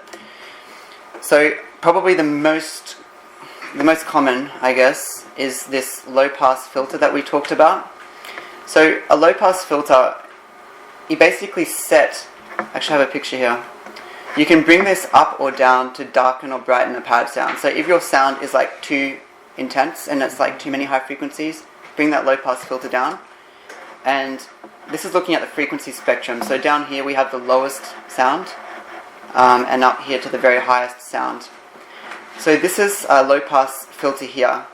And if we bring this cutoff point down, for example, to 1 kilohertz, you can see here, then it means that everything above that point will be like silenced. It won't come out, and the sound will be darker. ADSR envelopes. Again, this is what we were talking about. If you're wanting to create a particular pad sound for a certain moment, or let's say you even have a pad sound that you're using, but it takes too long to like start, like it's coming in over, the loudness is kind of going up over a long time, you can change then the ADSR envelope. So ADSR stands for attack, decay, sustain, release. And what that means is it's basically from the moment of pressing a key on my keyboard, it's kind of like over time moving through here. And then when I release the key, take my finger off the key, then it goes through the release stage. So what that means is, this is kind of like the ADSR envelopes we will be looking at for some common instruments. So you can see piano, it gets loud pretty much straight away when you hit the key, the hammer hits the string, and then it dies away over time. So the attack stage is very short, and then over time it dies away smoother. For strings, or I would also put pad sounds in here, you'll find that they are a little bit smoother coming in. So the attack stage is going to be longer, meaning rather than the attack being like 0.1 of a millisecond, it might be like 2 seconds, for example. So it's going to take longer for that sound to get loud. And there's an organ, it's very like, you press the key and it's making the sound at full volume, take your finger off the key, the sound is gone straight away. So this is kind of a common envelope for those kind of instruments. Again, oscillators, these are the most common different types of sounds, like raw signals that an oscillator will make. Sine wave through to sawtooth wave.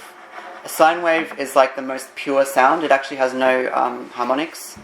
And a sawtooth has the most harmonics. So you'll find it's the most rich kind of timbre, which you can then use to filter out, some of those harmonics if you want kind of a different sound. Monophonic versus polyphonic. This is basically just the way of interacting with an instrument. So monophonic means like it's only playing one note at a time. Polyphonic means I can play chords. So just think about that. If you're playing like a sound and you're like, why is it only making one note? You probably need to increase the voicing or put it in polyphonic mode. So that was like a lot of information in half an hour. Does anybody have some questions, or should we just start looking at practical stuff? Or maybe we should do questions at the end. Okay, let's do questions at the end. Give me 1 sec, I just need to change this up. Nice. So, this is MainStage. For those of you that are not familiar with it. So, basically, what we're looking at here, I'm just going to try and break this down in like 20 minutes. On the left-hand side here, these are all of the different sounds that I can call up. So you'll notice that when I go to one of these different sounds, all of the channel strips over here are changing. So that means whenever I change the sound, I'm able to pull up a different kind of set. So here's a piano. I'm trying also to use, like, in some of these examples, the sounds that actually come with MainStage. There are some sounds I'm using here which do not come with MainStage, but for example, everything here to make this sound is coming with MainStage. So if you buy this, you'll have this as well. Then if I, for example, move to a pad sound, you know, so all different sorts of sounds that we can use. This is a sampler. So this is the EXS24. I'm not going to go into this so much, but just note here are our envelopes. Again, we talked about that, right? Bring up the attack phase, and it takes longer to fade in, right? So that's kind of what that means. Again, if I bring up the release, I'm letting go of the key. It's taking a long time to fade away. But if I bring that down, you know, so these are the way that the sound can kind of be shaped. Let me just put that back here. Now, on the right hand side, these are all of our channel strips. So if I want to, let's say for example, I want to create a new sound altogether, I can add a new patch here, and on the right hand side you'll see that there is actually no, there's no sound coming because there's no software instrument here to create the sound. So I can add, I'm going to kind of do this, the purpose of this is just to show you what can happen. If you actually want to follow this through and really learn these things, there's heaps of stuff online. So the purpose of this is more to show you what you can do, or else we'll just be here for days.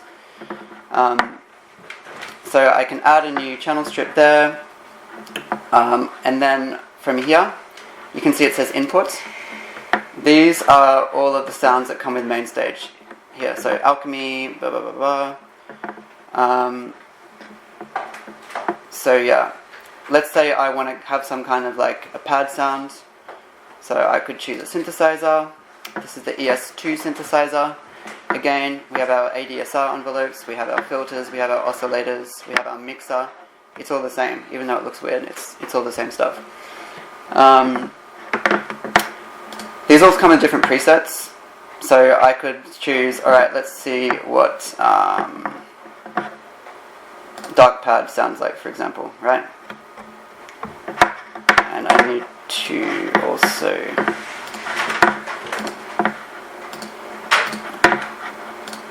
have my MIDI input.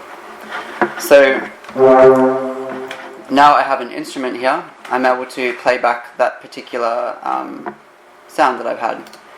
I can change that, you know, to,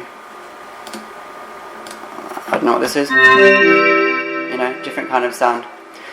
So this is where the MIDI information that we're sending into MainStage is going, and then it's changing that MIDI information to an audio signal, right? Then after that we can process it with different, EQs, compressions, all sorts of things like we were talking about in the previous thing. And it's also possible, okay, so for example this piano here, right? I have one piano sound. And the next one here, you'll notice there are actually two channel strips here. So I have a piano sound and I have a pad sound, which means I'm able to play these two sounds together.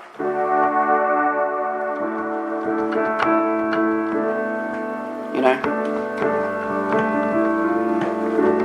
So that kind of thing. It may also be that when you have different sounds like this, okay, I say I really want a very low volume of pad here, so you can bring that fader down of the pad channel, and then there's hardly anything there. Okay. And you really can just continue adding more and more channel strips here to kind of add different sounds if you want to layer sounds and stuff like that. One thing I'll show you here, when you are layering sounds, it's also possible with MainStage. You can have, for example, I have this particular sound on this channel strip here from RetroSynth. It's a bit different, by the way, because yeah, there's just different ways that it can generate sound. And you can see here, it says, what does it say? Blue Cavern, that's the name of the preset, I guess. and I've only put that on the top half of the keyboard here. So what I can actually do, if I want a particular sound to only play in the high registers and not in the low registers, I can actually assign this channel strip only to these keys. And you do that with this thing here called layer editor, so I can like drag that around and say where I want it to go, sort of thing. One other thing about that, about layering sounds, something else you can do in MainStage is, you'll notice that I am actually playing in that register, right, where this sound is, but there's no sound coming out. That's because the instrument has been bypassed or turned off. You can see there, turning on and off, right? So it might be that a particular song you're creating a sound for has a section where there's kind of like a lead line that only plays in the bridge, for example. And I want to be able to play that, but I'm also needing to play piano for the rest of the song. So what you can do in that case is, again, I've added like so there's two sounds in here, a piano and this synth sound, but this sound will only play when it's turned on. I don't know if we can hear that. Yeah.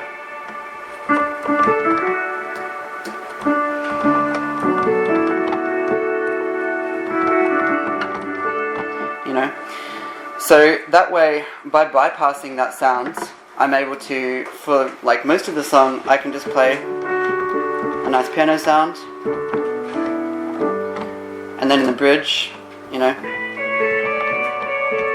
like just as an example, I could just add that sound to my overall thing.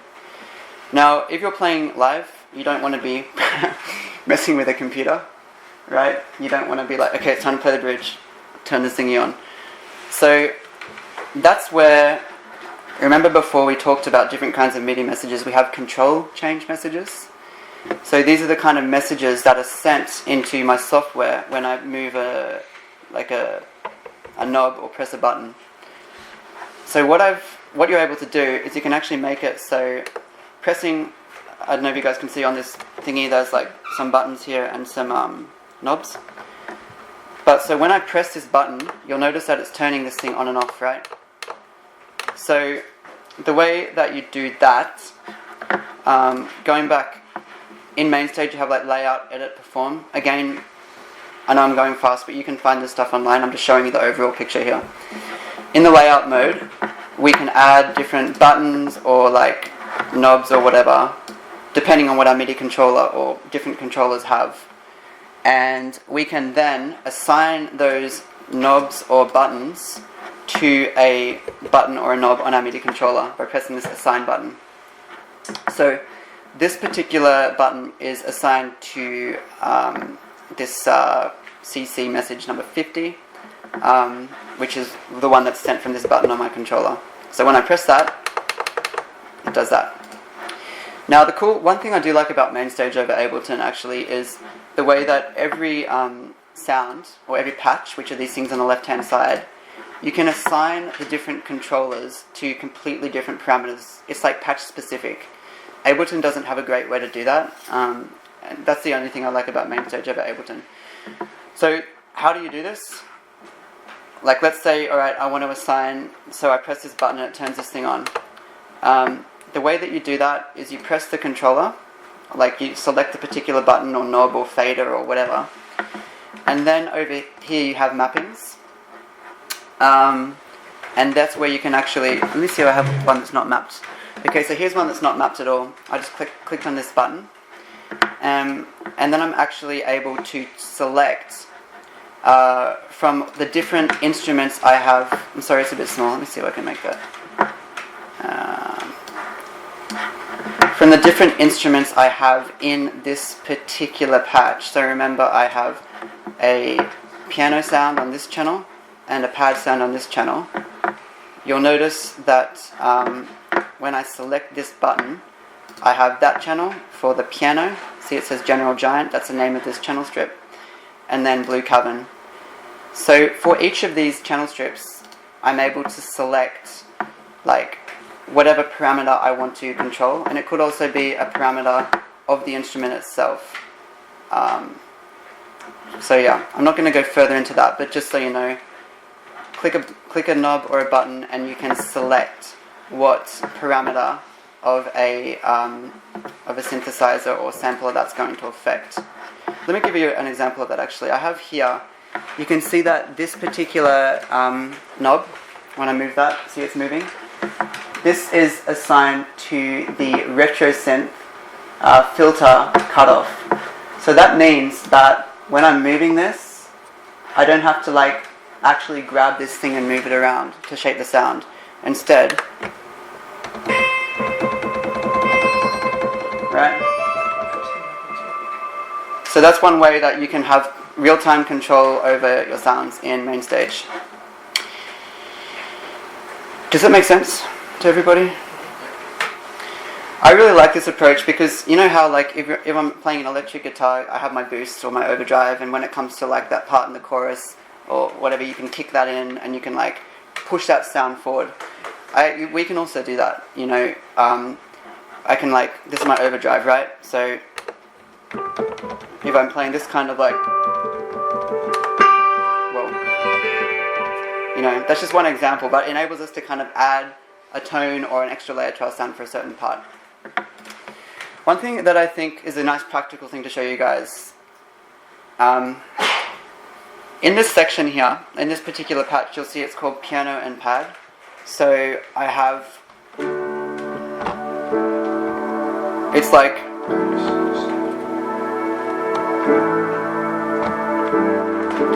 so it's a pad and a piano laid together, right?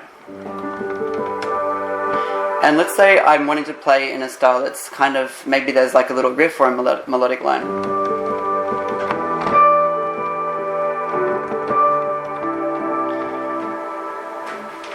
What I don't like about that is the pad sound. It gets so, like when you're playing more and more notes, it gets so muddy and full, and like the clarity of what you're playing gets lost because there's so many notes in the pad sound stacking up on each other. You know, I know kind of these piano laid with pad sounds are kind of common and popular, but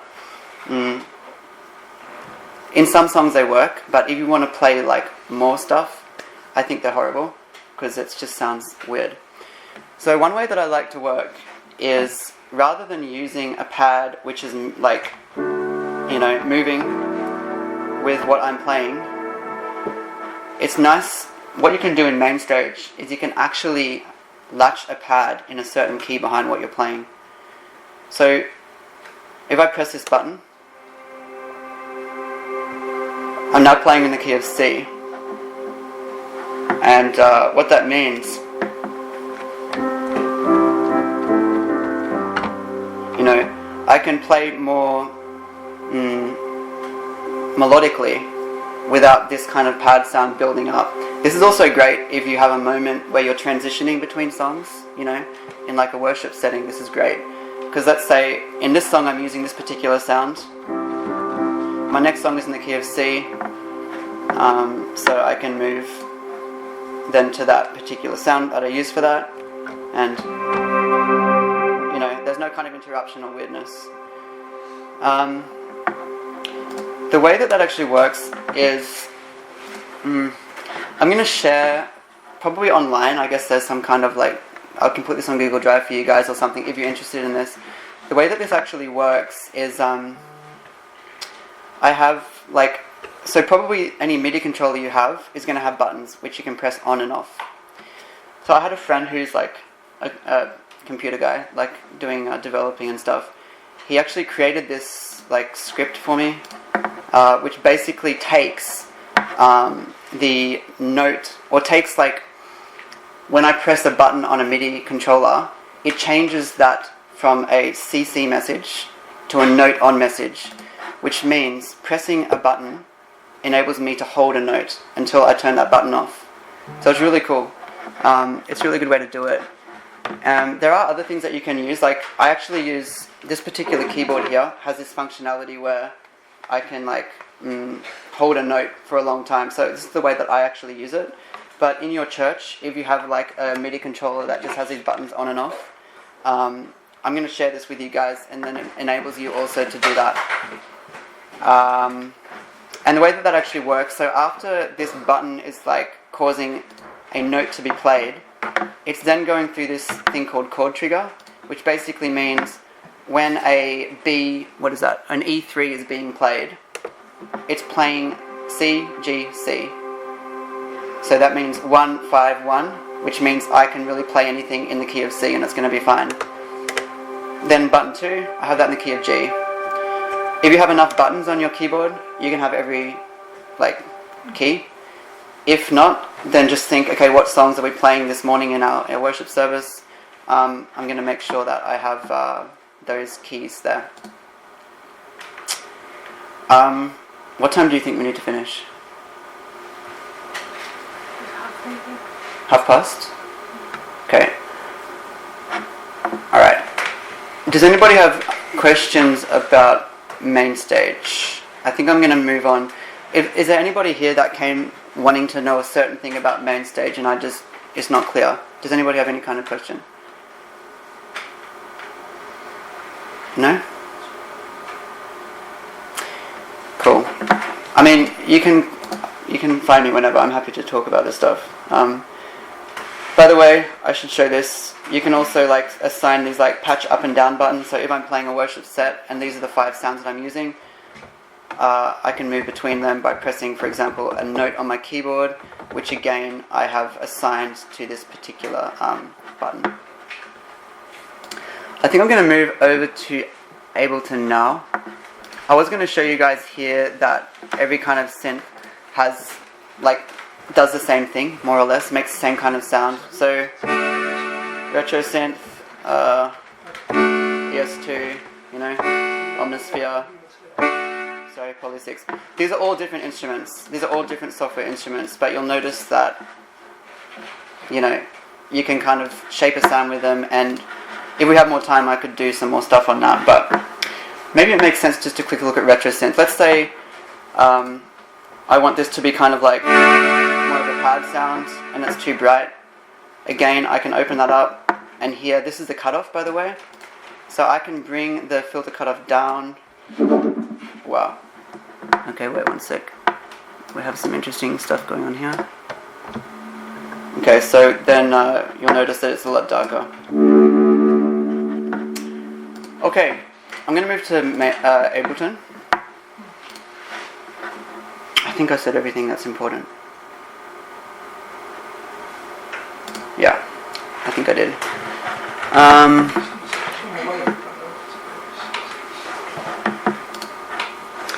Let me bring up one that I made for you guys here. How much cost the Omnisphere patch? Omnisphere? Yeah.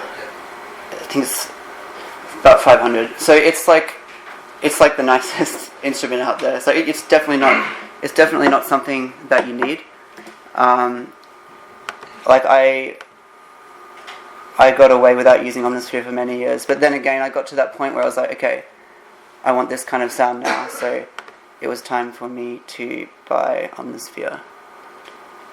Omnisphere is very, very standard in worship music. Pretty much any Hillsong or Bethel or whatever you hear, probably 95% of those sounds is Omnisphere.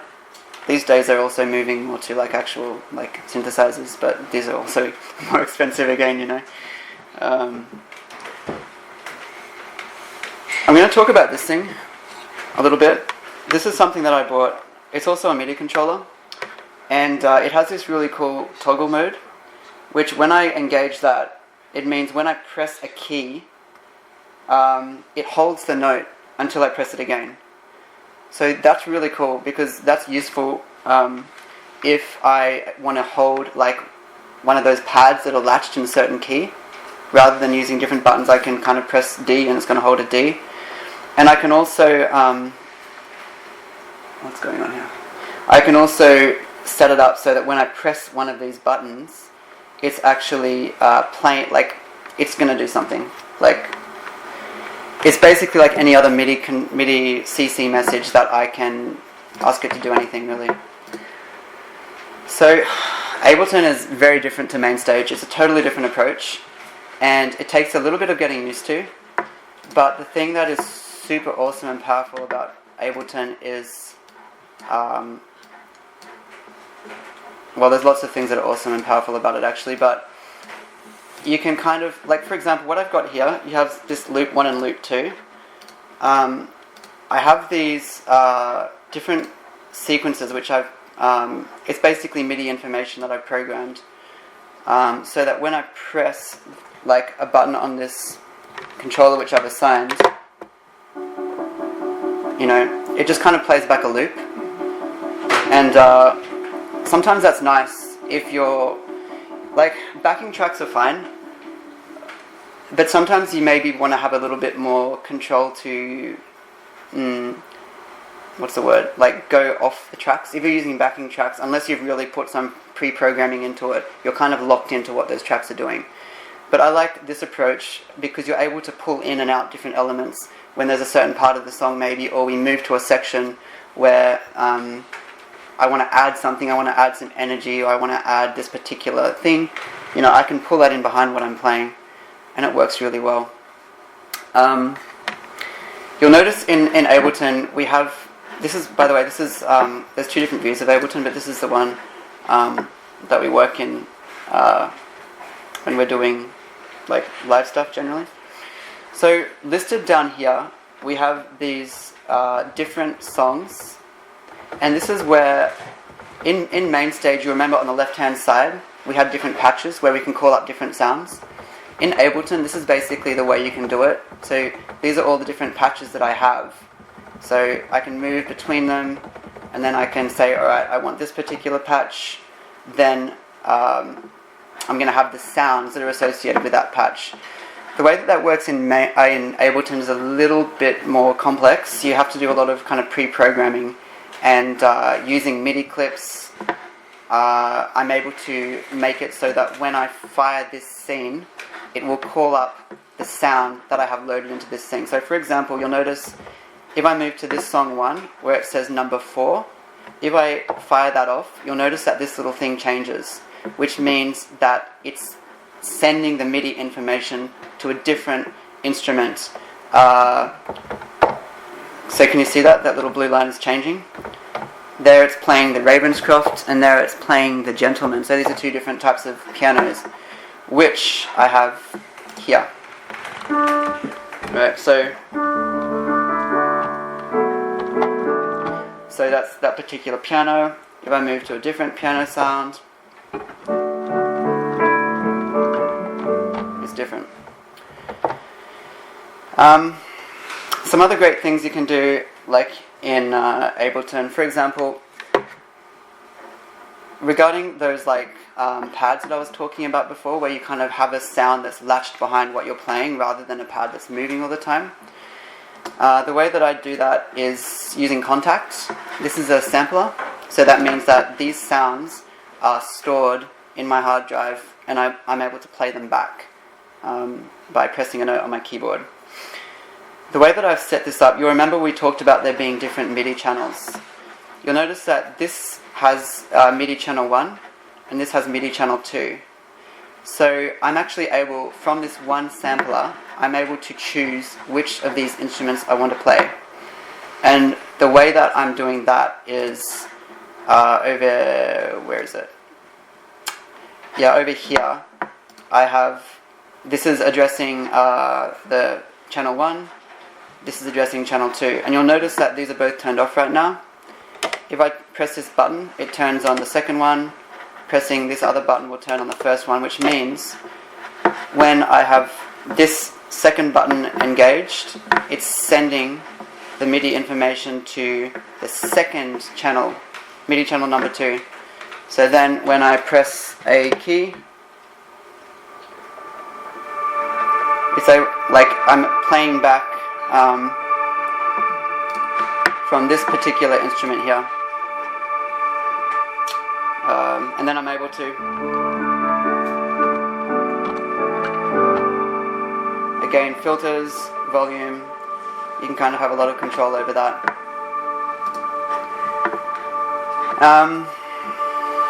Whoops. And again in Ableton,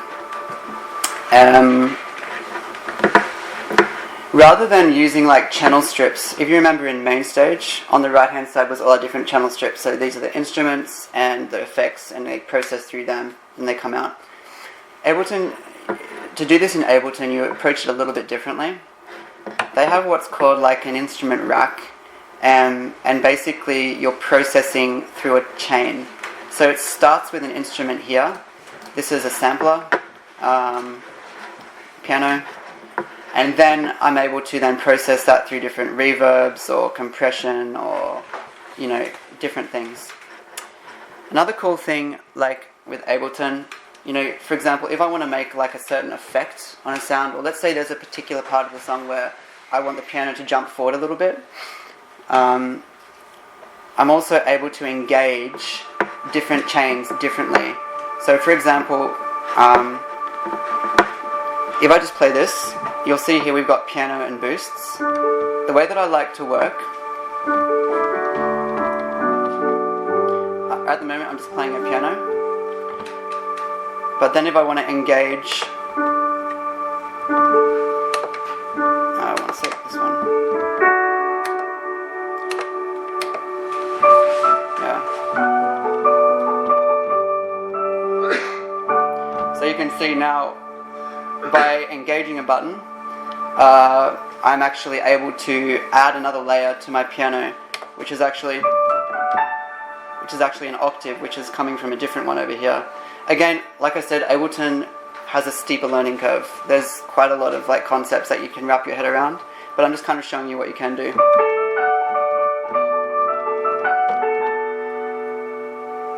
And then maybe adding like another layer. There's kind of like a affected chain. I don't know if you can hear this. So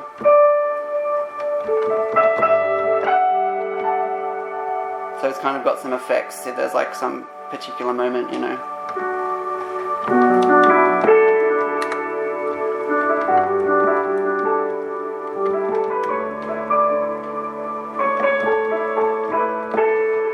Let me just mute this and you'll hear. Oh wait, no, I need to have that one turned on. Let me also turn that off.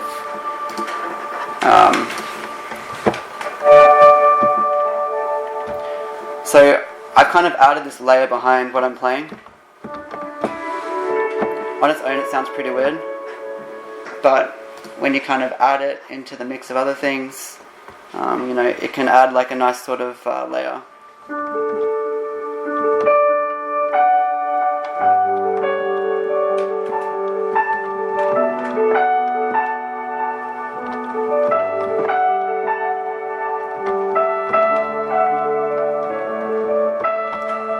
Comes to like a different part of the song, I just want my piano back,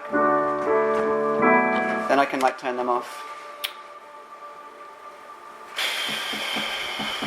Yeah, I think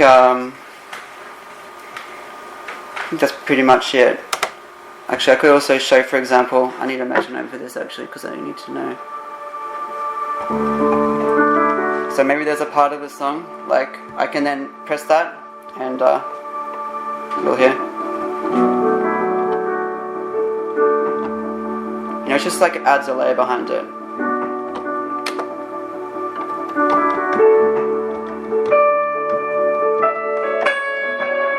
Sorry.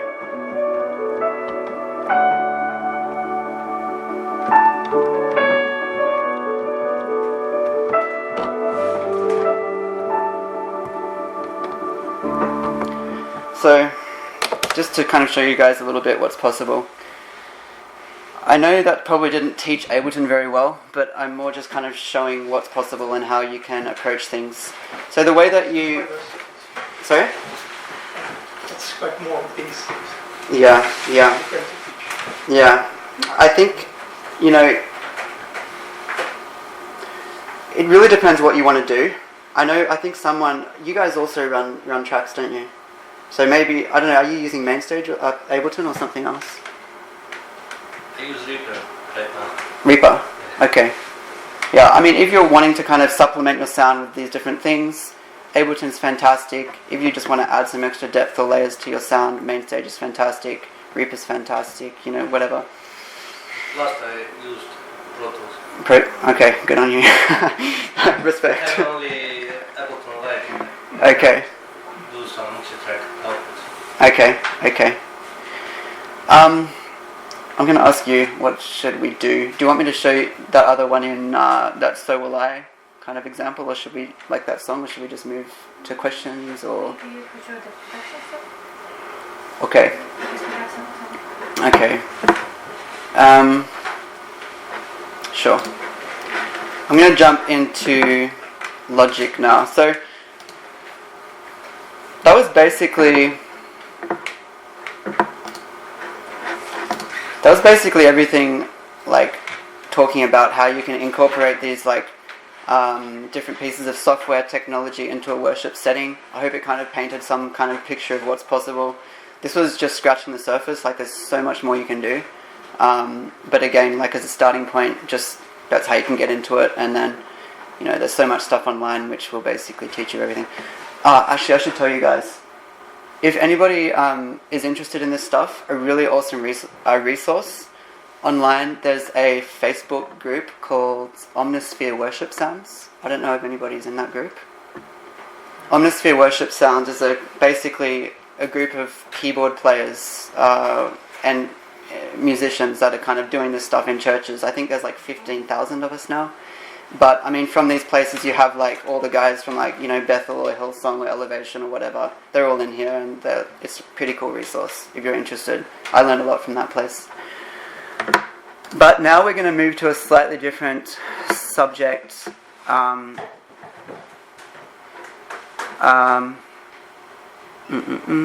think this one. We're now going to talk a little bit about production.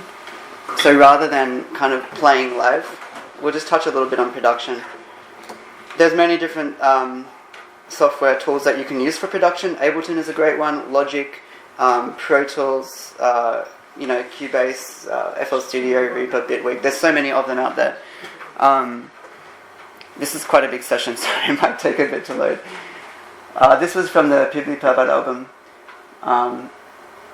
where it was like a live album recording that was done in May, and I did a little bit of kind of post-production on that. So after we'd recorded that, I just added a few little different things.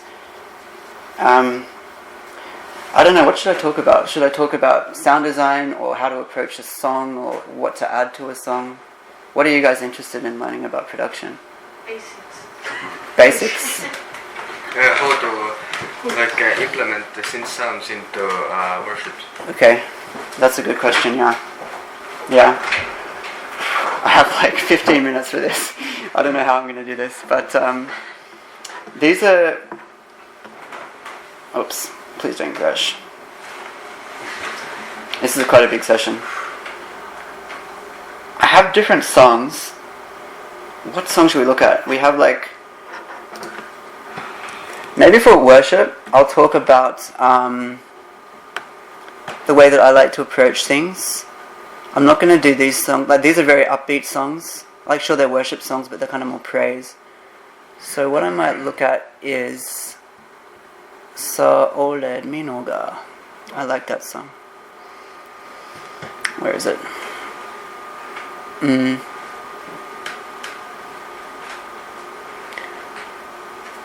Here it is. I'm gonna also save some CPU.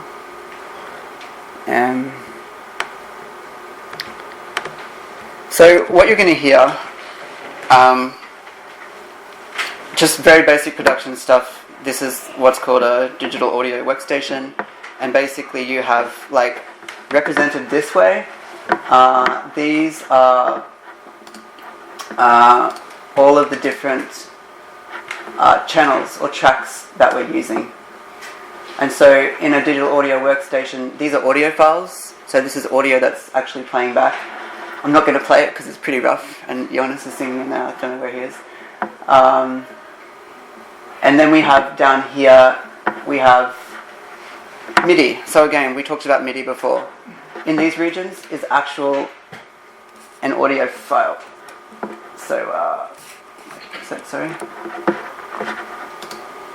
So it's an actual audio file you see that's playing back. In a MIDI region, this is a MIDI note. So again, this is telling a software synthesizer, in this case it's Omnisphere, it's telling it to play C3, for example. Since we don't have much time, I might just start from the bridge. I think when I'm doing production on a worship song, I mean, it's such a big subject, but what I try to do is leave space where space should be. Like, I guess that's a good rule. Don't overdo it. It's so easy just to throw everything at it, and then like things kind of become crazy. I like to try and leave some space. So, for example, with this song, at the start, you'll hear the only sound that's actually playing is this. I've got some.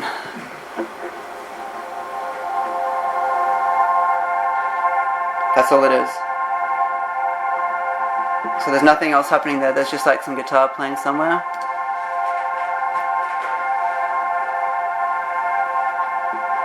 Oh wait, it's muted, I guess. Okay, actually I'm not going to play it back. So this is kind of like in the verse, and then when we get to, I think, the chorus section, where we kind of lift it a bit, then I kind of play this thing.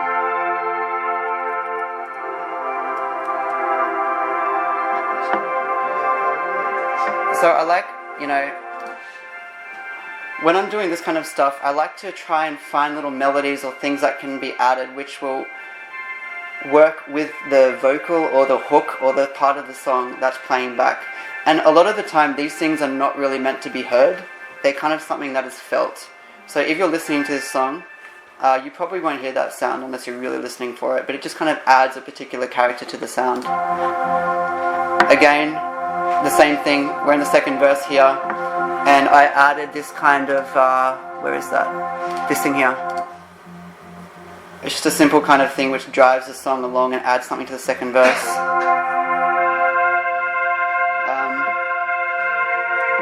The speakers are a little bit strange. And then we have here, we have coming into an instrumental section which goes into the bridge. So I do this kind of thing.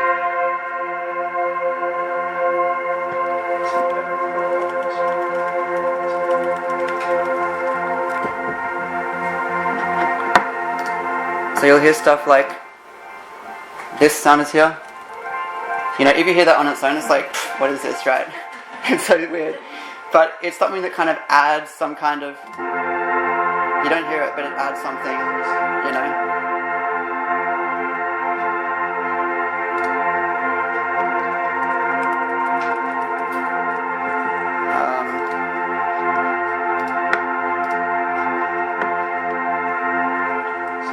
So again, it's something that kind of like grows over time.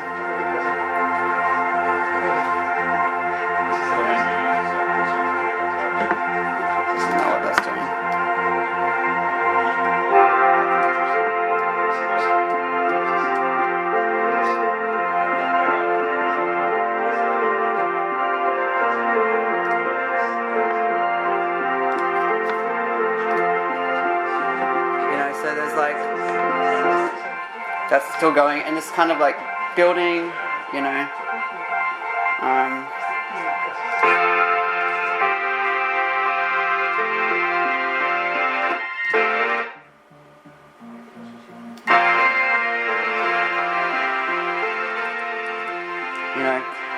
I haven't even talked about things like automation, but there are ways when you're working in a workstation like this that you can actually change the shape or character of sounds over time.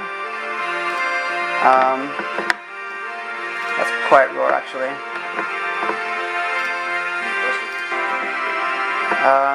So that's kind of like in the highest point of the song. I don't know, does that kind of answer any question about what you asked? What's your particular question, maybe? So, when I'm playing synth in worship, like live, and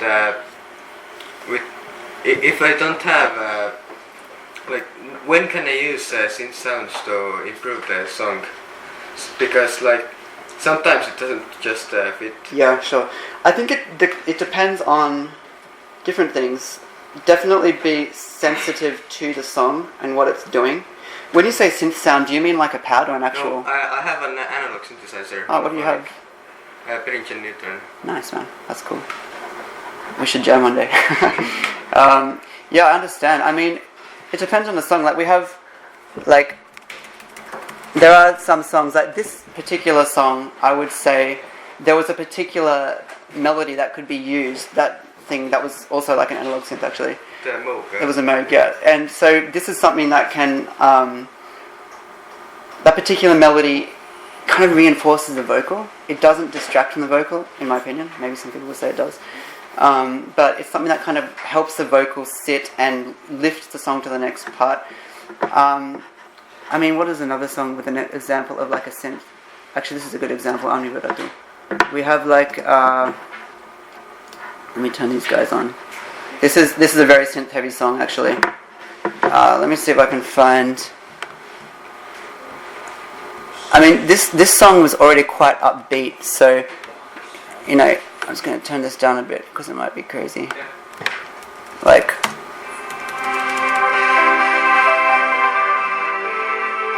you know, so it's like, it's got this kind of like. It sounds like Gideon. Huh? It sounds like Gideon. Yeah. You know, so this kind of sound obviously is not going to work in a lot of worship songs. You know, but I think it's just about being sensitive to the song. What is the song saying? How can what you're doing not distract or change it necessarily, but add to it and reinforce kind of the overall theme already. And it's good that you're sensitive to it. Like, some people would just be like, yeah, let's throw everything in. But I think it's really important to be sensitive to these type of things and not overdo it. I mean, I think I really like, you know, if there's kind of like a mellow moment of a song, like for example in the Solid Minulga, which we listened to already, the start of it, this kind of sound is kind of, it's not really atonal. I mean, it's this. So you could really pick it apart and say, okay, these are the notes, but you can't really hear a chord being played there so much. It's kind of more like, I mean, look at all this. This is all the processing that was on that. But it's just something that adds kind of an atmospheric bed to kind of let the song sit in without it sounding too empty, but also without taking away from it. If I was playing chords here, then maybe that would almost be too much because your attention will go to like, okay, there's these kind of chords behind it. But then when you come to the chorus, for example, you know, it's time, you can add some chords there. I don't know. I think we should probably finish because I could keep talking about this for a long time. Maybe we can ask some questions now about anything, like what she said, what I said. How much you use outputs in the live form? How many outputs? Yeah. It depends. They use backtracks and there's sometimes and play piano, yeah? A little bit. I like with backtracks. I more do these kind of like things I showed where we had different pre-written loops or sequences that I can fire off in a certain part of the song. But with that, you know, I do kind of think about the sound and what it's doing, and I group these kind of sounds together. So at Pidev, I think I had 12 channels. And I'll see if I can find how I group them here.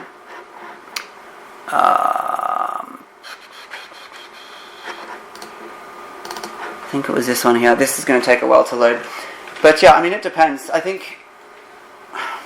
I need to get rid of this. I think it depends on, like, obviously what your sound guy wants.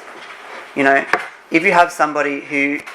If you're going to be sending somebody a lot of channels, they need to know the songs, and they need to know what kind of content you're sending them.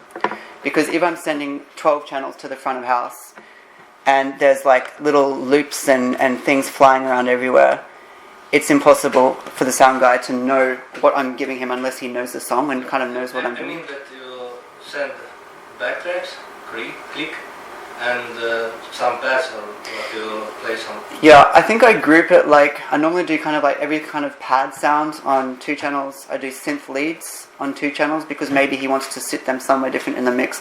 I try to pre-mix things as much as possible, but obviously if you're playing in a larger room, the sound changes. The balance needs to be adjusted. So I group like pad sound stereo, lead sound stereo, everything that's rhythmic that I have kind of pre-programmed.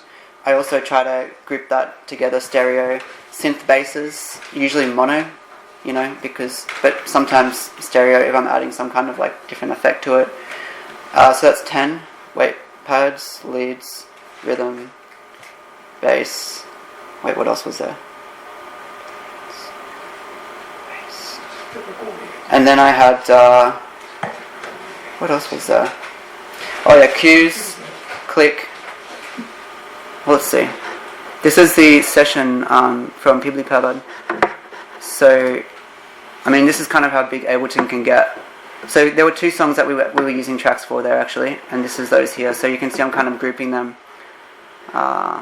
Leads, rhythm, bass, pads, click, cues. Oh yeah, and I think I was sending like some analog, like some synthesizers, like actual analog synths somewhere else as well. So that's an example of what. That's a big Ableton session. You know, I was using like I think 4 different MIDI controllers. There was like an analog synth there. The cool thing about Ableton as well, remember there's like these pre-programmed things. You know, if I press one of these buttons, I can actually send a pre-programmed sequence of MIDI out of Ableton into an analog synth, then back into Ableton, continue processing it, send it out. I mean, it's quite powerful. Does that answer your question? Yeah, thanks. Cool. So about production, if you want to start recording, back to basics, I mean, it's like the simplest question I think people are thinking. Anyways, what kind of, like, where do you start? Like, do you start with the guitars or sounds or rhythms or... So you're talking more about the songwriting process here, right? You're talking about the process of writing a song, what should be added. Yeah. I think it depends. Like, a lot of the times, like, I think for most of these songs, which were originals, you know, somebody basically came with they had it on guitar or piano or something, and they kind of put it together, and then we try to understand, okay, what song, you know, sometimes people come to me and they're like, can you produce this song? Here's like a guitar. And I'm just like, it's good to have some reference, because there are so many different ways you can take that. If somebody says, this is the kind of sound or feel or instrumentation that I would like to use, then that's really helpful, and I can say, okay, I know where you're going with this, but if you just give me a guitar and a vocal, I mean, I could do anything with it, you know. So usually we kind of sit together and we kind of work it through and understand what kind of elements we want, maybe what the song should sound like. And then I try to I look at the arrangement, I think about what I can add to help the song dynamically and help the way it moves. And even, I really think often a melody can actually adjust or change in some way the meaning of lyrics. I think like this meaning of a song you get through the words, some of that actually comes through a melody or an element which is melodic. So, you know, these kind of things we're really thinking about how to approach the song and what it should be, working through it together. Yeah. But what kind of song are you interested in? Like, you play guitar, right? Yeah. So I would say probably, well, I don't know what you want to do, but maybe you kind of want more of an acoustic chill out vibe, or? Yeah, acoustic, very simple, like the most beginners kind of demo kind of thing to get to understand all this crazy stuff that's happening over there. So you're saying what software should I start with? It's not more or less about the software. It's about, like, if I start with, I have a guitar and I have the microphone for the voice, and then I have some instruments to make some rhythms like cajon and stuff, and then I have to actually put it together in a program. But I think it's the easiest way to approach it is is there any sort of classes we could take here Okay. in Estonia? Or is it, I'm gonna let you answer that. Kuidas sellega on? et kas selleks peab ainult ülikooli minema või on see võimalik ainult minna stuudiosse öeldes palun tehke või siis on võimalik isegi et seda internetis saab väga palju nagu ingliskeelset, aga eestikeelset ma arvan, et noh, kui sa natukene saad inglise keelest aru, siis see aitab ka nagu kasvõi, et sa nagu need videos on, kuidas see toimub ja enam-vähem saad natuke aru, siis on nagu põhimõtteliselt saad seda teha. Eesti keeles ma ei oska küll ausalt öeldes midagi soovitada. See on tõesti nagu võib-olla vene keeles. Suuresti, ma olen YouTube'is neid rumalaid küsimusi pannud, et how to ja siis sa paned selle programmi nime ka ja siis ta näitab seda how to ja vähem seletab üle ja noh, ja kus juures leiab. Võib rumala küsimuse panna ka, et ma panen nagu rumala küsimusi.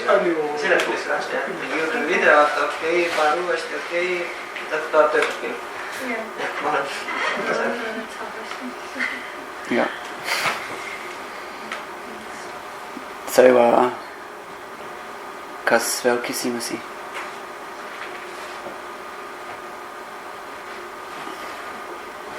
Did you guys learn something or was it just... I put this in the computer. If I buy this program, how to install it? just install. Yeah. It's the installer. So, are you thinking about, for example, MainStage?